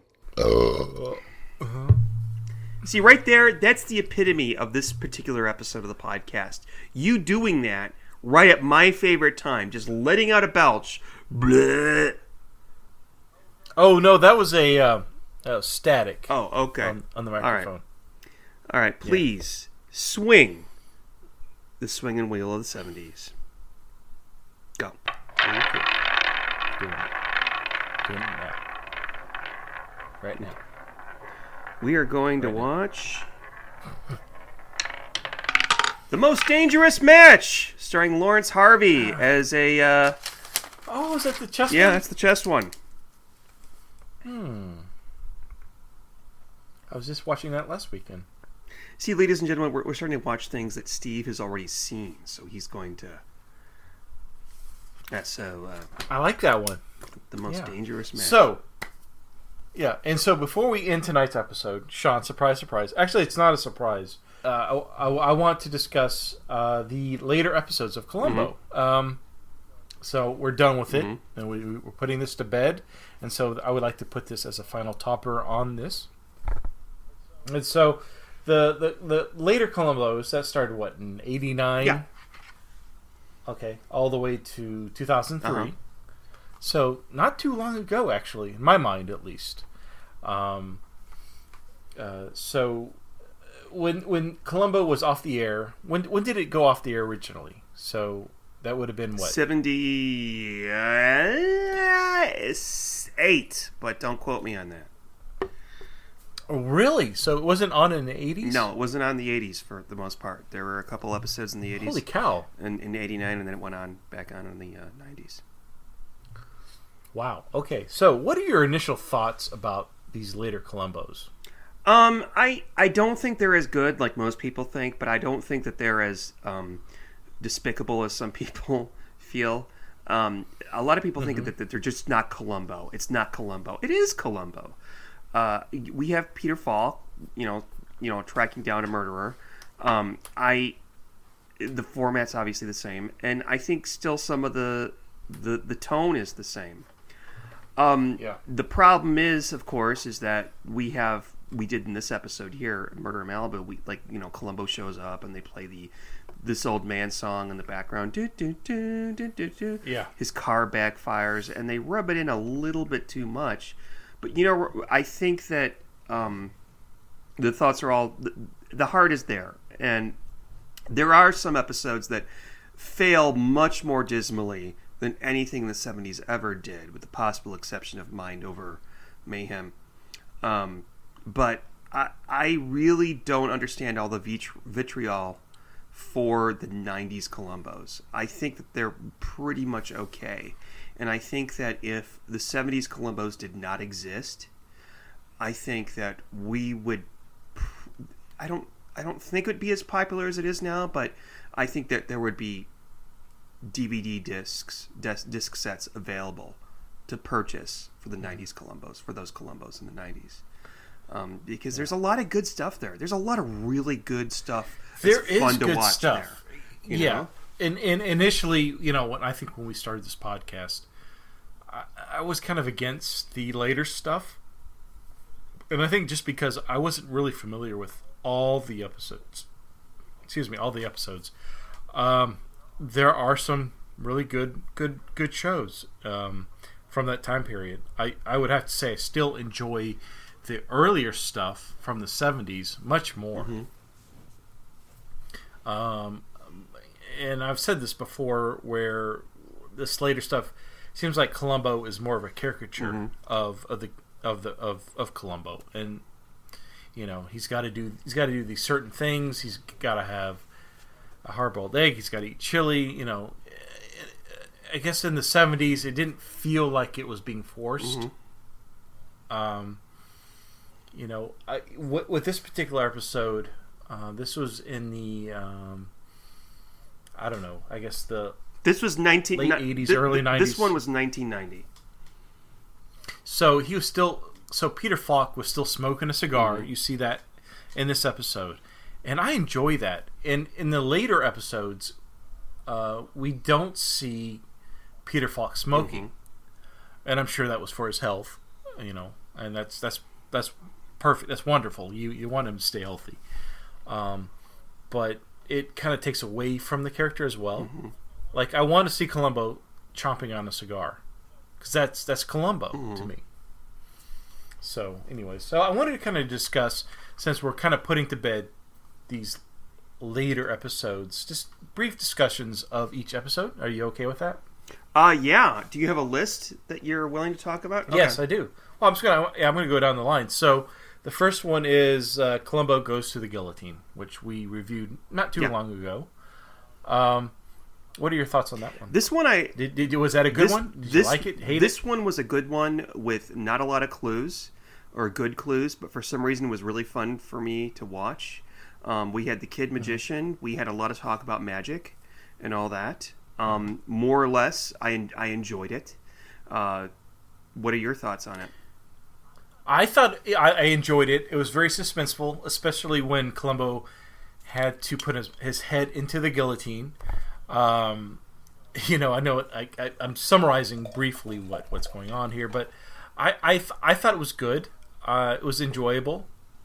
It was kind of the starting point for the later Columbo episode. Well, obviously it was the first episode. Especially that one scene where Columbo drives up in his car, and all you see, he lights a cigar. And you got to imagine, in my mind, Columbo has been off the air for, 10 years? Yeah. And he's basically being reintroduced, and that opening that's just beautiful. I mean, blood dripping from the ceiling. What's fun, though, is that it's the first words that he says are to just some guy, some guard, some cop standing outside. Who are you, Sergeant so-and-so? Didn't you just have a baby? Your wife just have a baby? Congratulations. And he walks in. So you have to think about it. This is how the producers were going to show the show to people who didn't watch it before, and try to create a whole new generation of fans. No, I thought it was a great intro. Yeah. I mean, to reintroduce Columbo. And I'm sorry, I had to compare this to Doctor Who. I mean, there's a handful of shows that they have, their heyday in the 70s, and they bring them back whenever. I don't think that there was a new set of fans from the 90s episodes. I think the majority of fans saw the 70s episodes the first time, or probably in reruns on UHF, and then the 90s episodes were secondary. I don't think that anybody became a fan of Columbo from watching these 90s episodes. But as an introduction for the character, it was a good, solid piece of storytelling. Maybe not laden with clues so much, but yeah. And there's that really cool magic trick that he pulls off at the end, So the next one, which is probably one of my favorites. Oh, me too. Spoil it right now. Smoke and Mirrors. Yeah. Murder, Smoke and Mirrors. Yeah. So I really enjoyed this. Oh wait, one. Murder, Smoke and Shadows. I'm sorry. Oh yes. This is a call to I think you and I both agree it was a callback to Steven Spielberg. When we were introduced to a movie director, and I really enjoyed this one. If I were to go back and rewatch these episodes, this would be an episode I would definitely want to rewatch again. This one I love because we both love this. I think it's not because of Columbo, but we bring back. I mean, not that the first villain, Elliot. What was his name? Elliot. It's not important in Columbo Goes Again. But this is Alex Brady, played by Fisher Stevens, and he's this big, huge man-child who's a director, pampered man-child, and he's just a complete arrogant douche. If I were to make a list of like my top 7 favorite murderers or top 7 douchiest murderers, he would make the list. I mean, he made this episode for me. He was so disgusting. He was such a disgusting human being, in the way that he manipulated his girlfriend and arranged an affair with her so that scenes in his movie would be better. The only thing I didn't like about this episode was the end, when Columbo was dressed in a a ringmaster a ringmaster, yeah, but in the ringmaster costume. I didn't like that, but that was just in Alex's head, that he saw that because Alex is a showman. Oh, I didn't get that at all. Yeah, okay. All right, so next episode, one of my favorites, the one that you notoriously reference as I drunkenly texted you on when I was watching it. It was Sex and the Married Detective. You go ahead and take this one since you like this one so much. I enjoyed this one. It was amazingly hot. I could not place the actress until later, who played, I don't remember her name, the psychiatrist that committed the murder. The killer. The murderer. Joan Allenby, played by Lindsay Krause. So I could not place her at the time of when we were recording our review. But she was in a movie that's one of my all-time favorite films. Obviously, could not think of her at the time, but it was a Christopher Walken film called Communion. Oh, okay, all right, yeah. Yeah, she played Christopher Walken's wife in that. And that's one of my favorite films. I love that film. But yeah, so she's great. I think she did a great job. I liked the fact that there was a little sexuality. She used that to kind of counter Columbo because he was uncomfortable with her to that extent, and I enjoyed it. It was very weird and surreal that Columbo was giving advice to all these psychiatrists on how to proceed in their careers, and I enjoyed it. I thought it was good. I think I agree with you for the most part. We can't talk about this without mentioning the infamous tuba scene, which is one of which should be deleted from Columbo canon forever and just deleted and purged into the universe to float around. I don't like the scenes where Columbo's talking to the psychiatrists and basically being a therapist for them, but I liked the relationship between Columbo and the murderer in here. She was a very smart, calculating person who respected Columbo, and by the end, it was almost like a Adrian Carsini type relationship, except she was less of a fool than he was. He respected her, and they even had that conversation at the end. That's very cool, and so I enjoyed it more than I thought I would watching it again. Cool. So the next one is Grand Deception. Another, it's funny. We're starting off, I'm enjoying all these episodes so far. Grand Deception, I really enjoyed. So this is the one where, if people remember, it's the Toy Soldier episode, where we've got a person who's got a military schooling for kind of flunkies. and there's a general. He's in a wheelchair, and he's it's revolved around him. He wants to set up this what I don't know, not a play set, but what's the word I'm looking for here, Sean? Excuse me.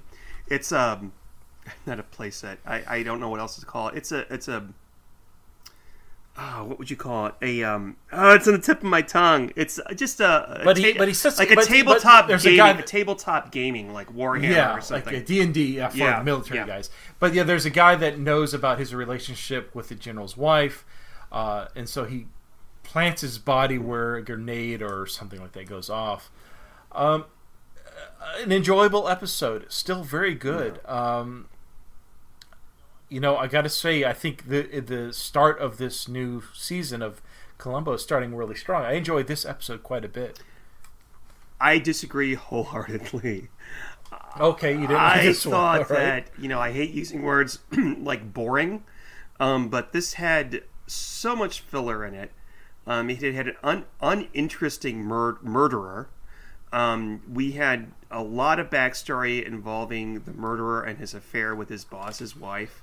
That was unnecessary. This was in the bottom for me. I did not like this one at all. Was this the one where there was a room where they were shaking sticks in a jar? Yes, it is. Yes. I like and this one. This was still tank. A fun episode. That's a think tank, and they're using fortune tellers. There's always think tanks. Think tanks are evil in Columbo. If you belong to a think tank, you are evil. I don't share your mirth here. That one was okay. Ugh. All right. So next episode, Murder: A Self-Portrait. We referenced this one earlier in tonight's episode. That was a long time ago. We had it. I think that was our first 90s episode that we did. Really? Yeah. Wow. It's pretty good. It's got an older artiste who's got a wife. Was it Cher Denise? No. I can't remember. There was a wife. Yeah, Cher Denise is the wife. The victim was the ex-wife, and then there's the model that he's obviously banging on the side. Model, yeah. With the permission and approval of all the other wives up to a point. They all live on the beach. Yeah. So, can we live on the beach, Sean? When we retire, can we live on the beach? All right, if you want.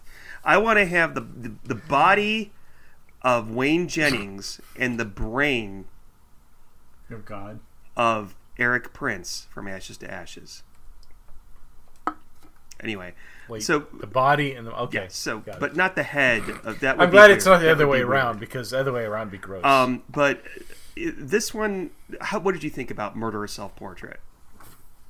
I thought it was interesting. That's fair. It got kind of weird. I like when Columbo came into the Italian restaurant with that. There's an Italian actor who shows Vito up. Vito Scotti. This is his last appearance on Columbo, because then he died, I think. I enjoyed that. I did not. I'm referencing back because I haven't seen this since that original podcast, but I remember there being a scene where Columbo, again, it's almost like he's in a surreal kind of atmosphere where he's being an artist or something like that. I remember exactly what you said. It was because what he was doing was he's listening back to a lot of the tapes that the victim was talking about her dreams to the psychiatrist, and you said they looked like Calvin Klein commercials, which they did, and it was completely like out of left field. Like, whoa, where are they going with this? This seems really un-Columbo-ish, and it feels unnatural and awkward. That's one of the reasons I didn't like this one that much. Also, it was a fairly simple murder that took almost 30 minutes to be accomplished. It took forever because it opens with Columbo and Dog at a Basset Hound convention in a park, and then we go back to the murderer and his three ladies. That's right. And their weird his misogynist relationship with these three women, and then all this character development, and then all of a sudden he kills the ex-wife for some reason. We don't know why. Excuse me. I've had too much cheap white wine. And we don't really know why he killed her or anything, yet we spent so much time coming up to the murder. So I liked the actor that played the killer, Barsini. His name is Patrick Bachow. I don't remember how I still see him every once in a while in some old stuff. He's so evil looking. Yeah, too. He is evil looking, and I wish that I could see the same actor in a different role in Columbo. I think he could have been a better Columbo murderer. So, all right, yeah, All right, so next one. Oh no! I was gonna go. You go ahead. I wasn't going to say anything. So the next one, I cannot remember. I'm trying really hard. I'm reading a synopsis of it, but it's Columbo Cries Wolf. Oh my God! Yes. Okay, this is the one that we watched at our house, my house, together. So this is the one with a guy named Sean, who is basically a young Hugh Hefner. What's the name of the magazine? Oh, yes. Yes. It's basically Playboy magazine or something like that. And they stage, it again goes off the format. They stage the murder of his partner. Columbo shows up. He thinks there's a murder. The police, the mayor gets involved. And then in the last 10 minutes, the would-be murderer actually does commit the murder. What did you think about this one? I remember enjoying it. All I can remember is the Playboy Mansion kind of scene where they had emus on the lawn. But beyond that, I cannot remember this episode. So I guess it wasn't that good. It was good. It was better than I remembered. And it was the 90th of the 90th Columbos that there ever were, because they had all the fashion and the music. Again, a douchey murderer. It was not bad. I would watch it again if I were you. That one gets a lot of vitriol from fans. If I were you, you watch some of these sometimes. I would check that one out. I would check that one out again. Okay. And if memory serves, we were really drunk when we watched it, so you should check that out again. So the next one is Agenda for Murder. Is that that's the political one, right? Yeah. That's the I can't remember the majority of that episode except for the very end when Columbo goes to the there's a what do you call it? There's a party. There's an election party. Yeah. This is the cheese. The cheese. It's Patrick McGowan as a high-powered attorney, a defense attorney, I think. Yes. And he implicates him by the fact that McGowan has bitten into a piece of cheese at the crime scene. And what Columbo does is he says, well, I took a piece of gum out of your waste paper basket, and they've been able to take... Oh, and this gets referenced later in Columbo Goes to College, yes, right? Exactly. Now, let me tell you something. Since we did that episode, there's been a documentary about Ted Bundy on Netflix, a three episode documentary, and everything that Columbo says in there, that there were bite marks on the victims, and they actually did get Ted Bundy to sit in a dentist chair and take imprints of his bite, which maybe you have done at your own dentist, where they put a piece of wax paper in your mouth and they tell you to bite down. That has since been debunked, that type of science. And I remember when we watched the episode, you were telling me, well, that's bullshit, because that piece of cheese is an inch thick, and him biting on it is not going to reveal that much of his dental records, not to mention the gum, which goes all over your mouth when you're chewing it. And I thought that was a very good point. But despite the fact that that's now bullshit, and the point that you made was excellent, I think that was a great episode, because I cannot overestimate the chemistry between Peter Falk and Patrick McGowan. He is my favorite Columbo murderer. And this isn't even my favorite Patrick McGowan episode. So, that's what I think about that. What do you think? I'm sorry, I was really over-enthusiastic about that one. No, and thanks for talking about it. It was a good episode. I can only remember that final scene where Columbo comes in during the celebration party of the election. I guess if I can't remember it, it must not have been that great. But I typically like the Patrick McGowan episodes. But yeah, no. Yeah, so I'm sorry. I wish I could say more about it. But the next episode is your favorite, by the way. Rest in peace, Mrs. Columbo. Wow. Who's going to go first in this one? That was sarcasm, by the way. I don't think that's your favorite episode, but I hated this one. I can't remember the actress who was the murderer. Helen Shaver. She was kind of a sultry. Helen Shaver. Yeah, she was a sultry kind of. You know, we start at the beginning with we're at the funeral, and she's like, "Yes, Columbo, cry for your dead wife," and you know she's talking over, and then we do a cut scene, and then we come back to the funeral, and then we do a cut scene, and then we come back to the funeral. We finally go to Columbo's supposed house, which is actually his sister-in-law's house. I don't know. I did not enjoy this one. I'm pretty much on board with you. I wouldn't say hate. I think that the actress Helen Shaver did a pretty good job, given what she had. As a Columbo story, though, the murder is just so uninteresting, and it runs on a. I did like the format of this one. It the only thing it has going for it is that going into it, if you watched it on TV back in the day, was that it was Rest in Peace, Mrs. Columbo. And you think, oh, we're going to learn more about Mrs. Columbo. No, it's just a really boring murder. A great performance by Helen Shaver as a deranged woman who wants to get revenge on Columbo. She's the only good... Because Columbo had put her I don't know, it was her husband or her husband in jail. And he died. And he ended up dying, which was a fat Italian. Ladies and gentlemen, Steve is Italian. I am not. Just saying. Okay. Yeah, it was really. Wait, you're not Italian? Not an ounce, what? According to the MyHeritage DNA. No Italian. Yes. So what's after? Memory of I'm enjoying this. This is much better than talking about Murder in Malibu. But go ahead. Okay. What's after Rest in Peace, Mrs. Columbo? Sorry, I didn't mean to surprise you. All right. So, next episode. In my mind, a great episode is the episode called Uneasy Lies the Crown. Ooh. Yes. I like this one. I do too. And I don't know why. I just remember enjoying it because it was about a dentist that was evil. Yeah. Because all dentists are evil.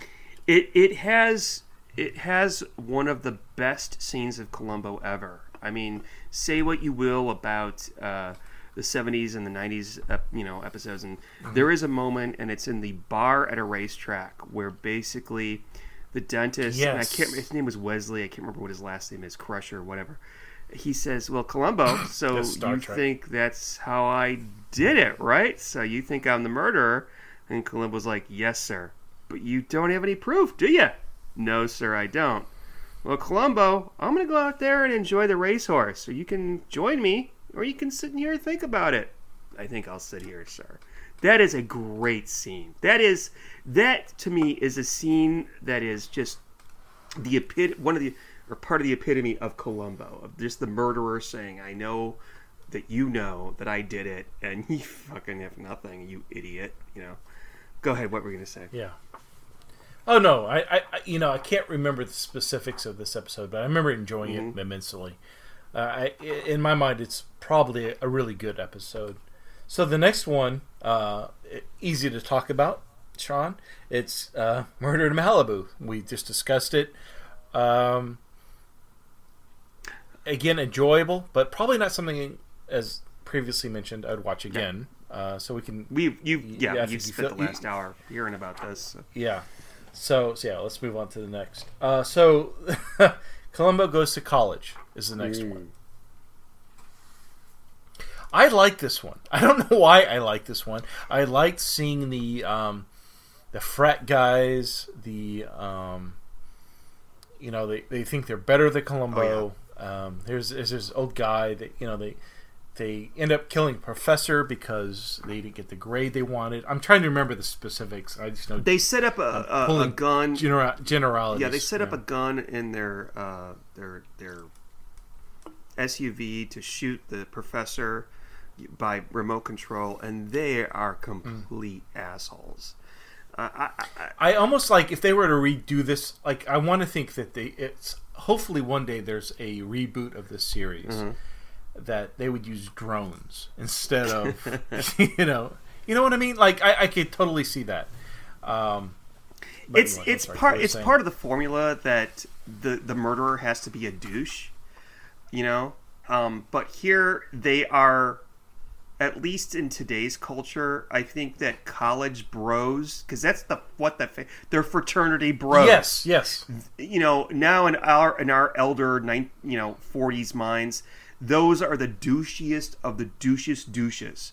And not only are they fraternity bros, but they're entitled fraternity bros. Who, you know, at least in one case, the family has money because Robert Culp plays the father of one of them. I can't remember which one. Right. And you know, he's fucking rich as shit. And you know, if my son doesn't get into law school, I'm gonna kill him. That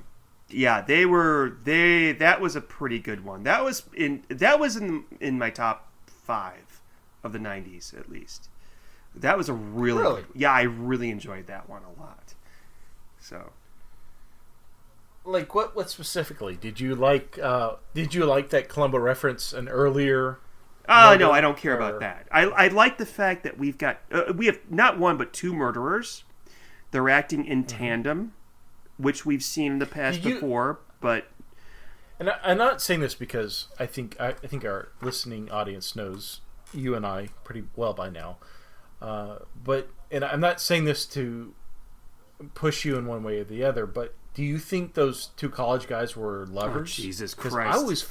Here we go. No, I'm not trying to be facetious here. I really feel that they may have been. Like I got the impression that they were. It's been said before, but I don't agree because I don't think that they were. I don't think they were at all. Although, I think they were just bros being bros. Like I think maybe they had a circle jerk at one time, but beyond that, they didn't do anything gay. Okay. So we move on to the next box set of Columbo, which would have been the 1991 to 2003. The first episode of that is Columbo. Caution: murder can be hazardous to your health. I'm trying to remember this one. What we reviewed this early on. This is the one where George Hamilton plays like sort of a Unsolved Mysteries host, and he was in a porno and he poisons a guy's cigarettes. That's right. I remember. Yes. Now I remember what you said about it. I loved it. I loved this one, and you did not like it at all. Not to mansplain what you said, but you said you didn't like it at all. Mansplain. Okay, yeah. You said it was boring. And I was like shocked, like this is not boring. Like maybe that's why I can't remember it. This like every episode, or not every episode, every scene of this was a clue. And every clue that Columbo revealed to George Hamilton got more and more frustrated. Like to the point. Yeah, that's right. With the paper, yeah. It was the one where he went and he rewrote. Yes. Because he killed a journalist, and I like that one a lot. And the journalist was a homosexual, right? No. Sorry, I had wine in my mouth. You're thinking of another one. You're blending it with another one. The journalist was the basically the smoking man from the X-Files. Jeez, just don't remember. Yeah, it was this heavy smoker guy, and George Hamilton poisoned his cigarettes, and he died. So that's what it was. And he put his hands when Columbo would rip off the printer paper, it would not make sense to be reversed. It was that's got great clues in it. And there was something about the hedges being trimmed, because he had a blank tape. It's the one where he pulls out the VHS cassette and it says blank tape on the label.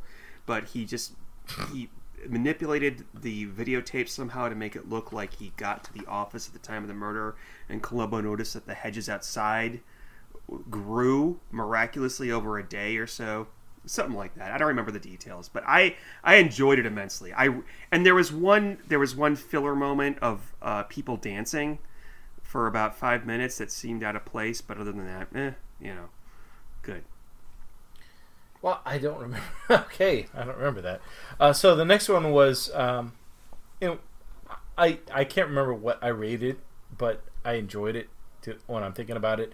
Is Columbo in The Murder of a Rock Star? You like that one? So I think I like that one because it was with Daphne Coleman. Dabney. He's married to a young... Coleman. Dabney Coleman. Thank you. I know Daphne Coleman, sorry. So he's married to a young starlet, and she's having an affair with her drummer or whatever. And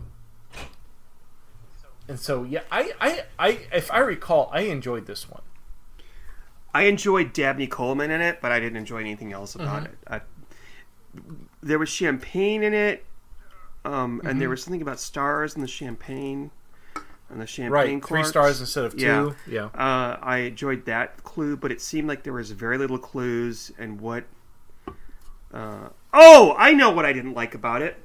Is that Dabney Coleman set up a alibi for himself using Cher Denise, his law partner, by making her go out. Yes, that's right. She's in it. So, it gets 0s out of 10 stars. Okay, well, it's not that bad. But Dabney Coleman is great in it. I just wish he was in a better story. He was a really great character, and he was a really great Columbo villain, but it was a lousy story. That's my memory of it. Yeah. Okay, so we're going to move from that champagne to another episode with a lot of champagne. Death hits the jackpot. So this is an episode where, if I remember correctly, a kind of down in his luck kind of guy. He wins the lottery, but he's in the middle of divorce. He goes to his uncle, who's a jewelry dealer. Fred. What's his name? Leon. Rip Torn. Leon. What's the act? Rip Torn. Yeah. Yes. And so it goes to Rip Torn asking for a loan, or no, he's going to sign off the money. And of course, Rip does him no justice. Yeah. He's smart. I remember. It's a good episode. I can't remember if I liked it or not. We both liked it. We both enjoyed it, except for the chimp. There's a chimp in it. Yes. Oh, the stupid Michael Jackson monkey. Yeah. Oh my god. And we both enjoyed it because we've got this guy. I think his name was Freddie, the nephew. He wins the lottery. Oh, Freddie, how come? How about if I claim that millions, and that way you don't have to pay your alimony? And then he kills him. It's a great motive for murder, and it's also a great episode for clues and stuff. Somebody pointed out on one of the Facebook pages that, Columbo points out to Leon, the murderer, Freddie was going to buy some kind of fancy car. I can't remember what. And he bought a case of champagne. And all Leon had to say, well, that's because he knew I won the money and I bought that for him or something like that. So, I don't know. But, yeah, that was a good one. I enjoyed that one a lot. Yeah. Okay. So, if you like a difference in the Columbo format, you're going to love this next one. Okay. So, it's No Time to Die. This is the one where Columbo has a niece, if I remember correctly. He has a niece. His nephew's bride. Oh, okay. So, it's his nephew, and his bride gets kidnapped. Mm-hmm. Yeah, this is with a serial killer. Or supposed serial killer. Yeah. I remember, and this was one of the few times Columbo uses a gun. Mm-hmm. I think out of the different, if you were to rate the different formats for Columbo, this one would be one of my favorites. But as a Columbo episode, as a standalone, not so much. I agree 100%. I think it was a well-acted, rather suspenseful piece of television, but they should have taken Columbo out of that and made a decent movie of the week out of it. And for the longest time throughout my life since this came out, I've hated it, hated it, hated it, hated it, hated it. And when it comes on Cozy TV and you follow the Columbo posts on Facebook, people are like, oh, No Time to Die is on again. But if you watch it, like if you sequester all those thoughts from yourself and watch it, it's not bad. And the villain is really creepy. And everybody has a really good performance in it. So that's all I got to say about it. But I'm not going to consider it Columbo. I don't want to consider it Columbo canon. It's not. There's nothing. Yeah. Except for the first 5 minutes when he talks about, Mrs. Columbo and getting married and they dance their wedding. There's nothing Columbo-ish about it. Okay, so the next one is A Bird in the Hand, which I'm having a hard time remembering. Oh, Steve, I'm disappointed in you. What's this one? So this is the one with Greg Evigan, who is a gambler. With the ant. Yes. Oh, Time yes, Daily. Time Daily and the incest. Yes. Oh, yes. Yes, this is a good one. This is a good one. This is a good one. This is one that if you want people to like... Time Daily is her ability to act as a drunk is on par. I mean, there's... Nobody can beat her in this. It's funny because... Is she still alive? She is. I just saw a movie with her that just came out. I watched The Ballad of Buster Scruggs on Netflix. Yes! You've seen it? Have you seen it? I watched the first 20 minutes. Okay, she's in the... You know how it's split up into stories? Like 5 or 6 different stories? She's in the very last story, okay? And she's not drunk. She plays a proper lady because the whole story is in a stagecoach where there's like 5 or 6 people in a stagecoach and they're all acting weird. It's almost like a murder mystery in a way. But yeah, she's awesome. I think we talked about changing our name to the Time Daily podcast. Yes. Because we both love Time Daily. Yeah, this is another good one. Don't you agree? Do you remember what happens in it? No, I liked it. I liked it. Yeah, the poor Hispanic guy that was the gardener gets blown up in the beginning. Jeez. Manuel gets blown up. Well, first the one guy gets run over. Then Manuel gets blown up by accident. Then she turns around and kills... I don't remember the guy's name. She kills Greg Evigan, and it's just a potpourri of murder and who's going to kill who and how type thing. It's actually quite fun. That's one that I would show to folks that have never seen Columbo before, by the way. I think that they would enjoy that. That's as a mystery, it's a lot of fun. Yeah, I'm talking more than you did. You say what you want. No, I liked it. Okay. I think Time Daily is great. I enjoyed the fact that her nephew... I mean, it was kind of creepy. Mm-hmm. But it was very enjoyable, definitely. So the next one is It's All in the Game. Okay. I can't remember what that's about. Oh, Steve, come on.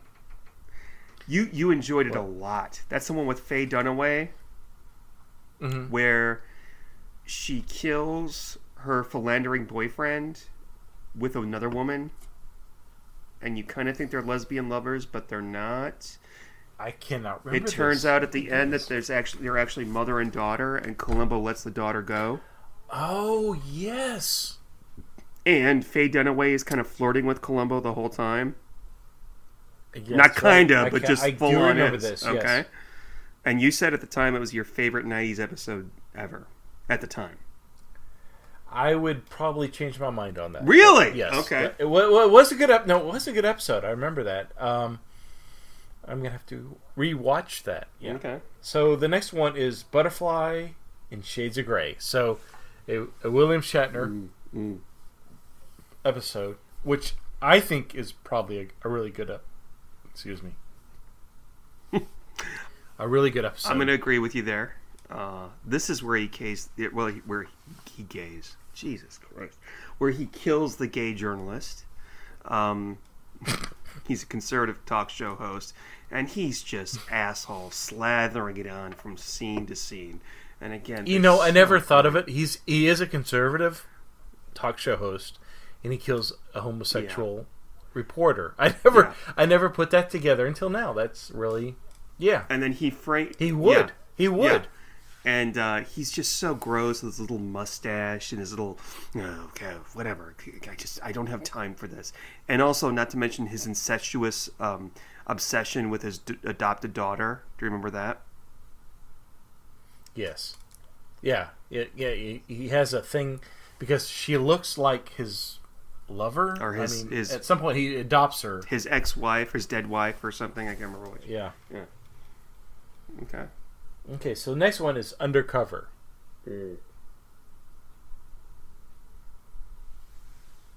So Columbo goes undercover in this one. And then they collect some puzzle pieces, and he meets with Tyne Daly in an apartment. She kisses him. And then Ed Begley Jr. is the murderer. And is this the one? Oh, this is horrible. Stay away from this episode. Tyne Daly at the end, where she's a prostitute, no one would sleep with. That scene with Tyne Daly is perfect. Yeah. It's beautiful, but it's otherwise, Undercover. Oh, I don't remember anything else about it. I just remember Ed Begley Jr. was the murderer at the end, and they were looking for puzzle pieces of where I think a treasure was buried, or like the loot from a heist was buried, but 8 of the 10 puzzle pieces were just of water. So it's just, and people would, Burt Young would, I vaguely remember this. I just remember he was playing different. He would dress in a car into different outfits and stuff like that. It was it wasn't that good. And I think that at the time we both kind of enjoyed watching it, but thinking about it now, I wouldn't want to watch it again. Maybe sometime. Maybe if you and I, visit again, we can watch it drunk. Maybe. Actually, no, maybe not. So the next one, kind of unforgettable episode in my mind, is Strange Bedfellows. So this has that was Norm from Cheers as a racehorse owner. But beyond that, I can't remember anything more. No, there's one other scene. There's one thing I do remember from this episode where Columbus says one more thing, and George Wendt says, "No, there's not one more question." So this is George Wendt, and of course, as you said, and Rod Steiger as a mafia boss, and they call it Strange Bedfellows because Columbo works with the mob boss Rod Steiger to unmask George Wendt, one of the worst Columbo murderers ever, for the killing of his son. And we actually covered this one a long time ago, and there were things that I liked about it. There were things that I didn't like about it. I just thought it was okay. I don't have much more to say about that one. I don't know. It was okay. I mean, it had certain scenes. Yeah, yeah, it was whatever. Forgettable. If I'm like, I'm going to watch 90s Columbo, I'm not going to watch that one. That's going to be like 9th from the bottom of the list. Okay. Next one is Trace of a Murder. A Trace of Murder. Trace of Murder. Mm-hmm. I think you should go first on this one. I can't remember this one. Are you serious? Yes, I'm serious. Because you love this one. So this is the one where... can't remember the actor's name. I can't remember his character name. He's the forensic guy at the lab. He's in love with Cher Denise, who's married to 0 out of 10. Oh wait, hold on. Just hold on a minute. No, hold on. Oh, I can't remember the actor's name. The actor who played her husband, Clifford. We both love this actor, and I can't remember his name. Yes, but Cher Denise is in this, so boo. Well, yeah, that's she was terrible. She was the co-murderer in it, and we don't find out that she's the co-conspirator until later on. And Columbo thinks it's her, but it's kind of okay. But I don't like the way it ended. And then he explains it all to John. I liked it. I liked it until I knew Cher Denise's involvement in Peter Falk's life. So I'm gonna challenge you on that, sir. I don't know if I believe you on that.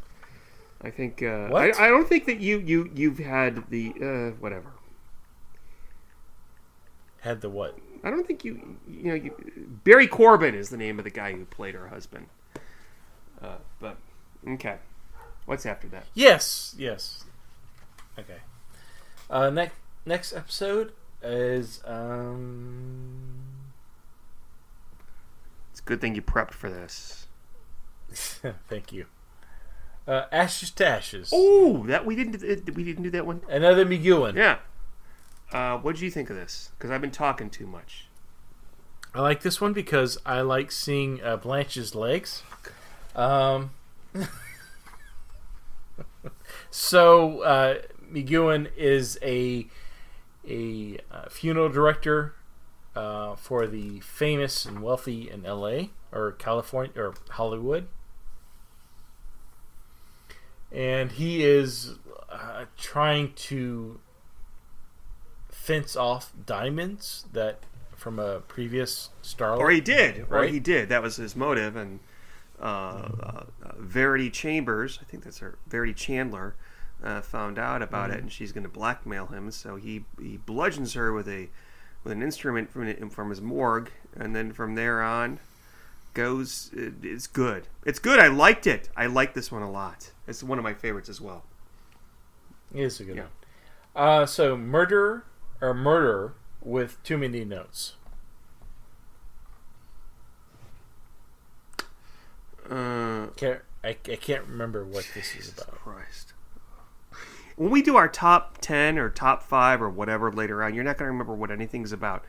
This is the one with Billy Connolly. Billy Connolly is he's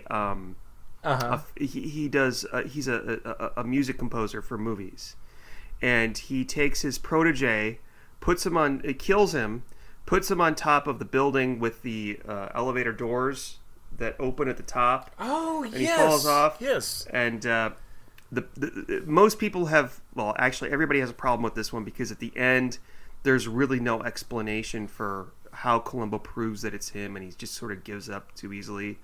And I think that at the end of the day when we talked about it, it's fun, but it doesn't make any sense. I think that's the consensus. That was a long time that we talked about that one.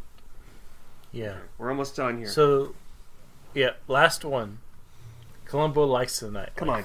You remember this one, don't you? No. I do not. I love, this is the professionalism of the Columbo Confab podcast.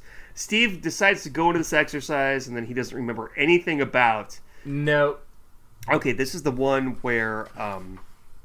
Is this with the fish? Yes. Under the fish tanks? Yes, this is the one with the fish tanks. And the guy... This is the last Columbo episode. Yeah. That's sad. But it's not bad. No, I said it's sad, not bad. It's the nightclub promoter. His girlfriend accidentally kills her ex-boyfriend, who's a mafia guy. So she calls a nightclub performer, and they cover up the murder. And then there's a tabloid reporter who saw everything. So he tries to blackmail the nightclub performer, and the nightclub promoter. And then he brutally murders the tabloid reporter, like really bad, like strangles him 3 times, and then throws his body out the window with a sink. I like that one. I like that one way more than I remembered I would. What is this?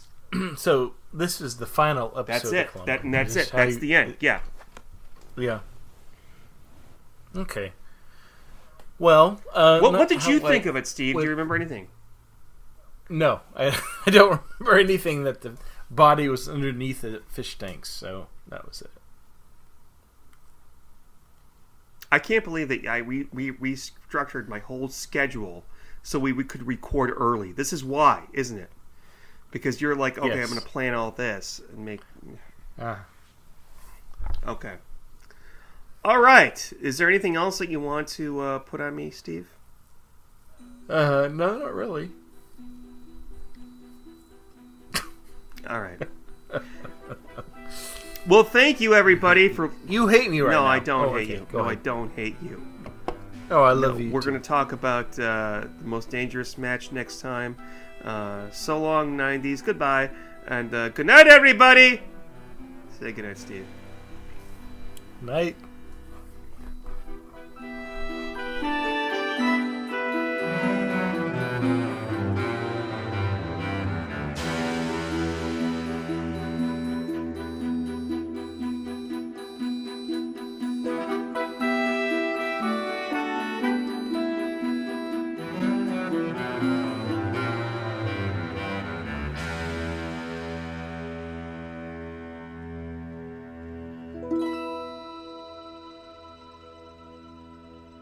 Thank you for listening to the Columbo Confab podcast. To email us with a comment or question, write to columboconfab@gmail.com. Follow us on Twitter @columboconfab, and look for us on Facebook. If you're enjoying the show, please leave us some happy reviews on iTunes. I love clues. Hello, I'm Sean, and I'm the host of the 1001 Movies podcast, based on the book 1001 Movies You Must See Before You Die. Each episode, I randomly pick a film from the book and spend about 10 minutes talking about its director, the cast, the genre, and my personal thoughts on the merits of the film. Each delicious yet bite-sized episode contains information about a film from practically any genre, any country, or any year. Check us out on iTunes and we'll send you free cookies. Some restrictions apply.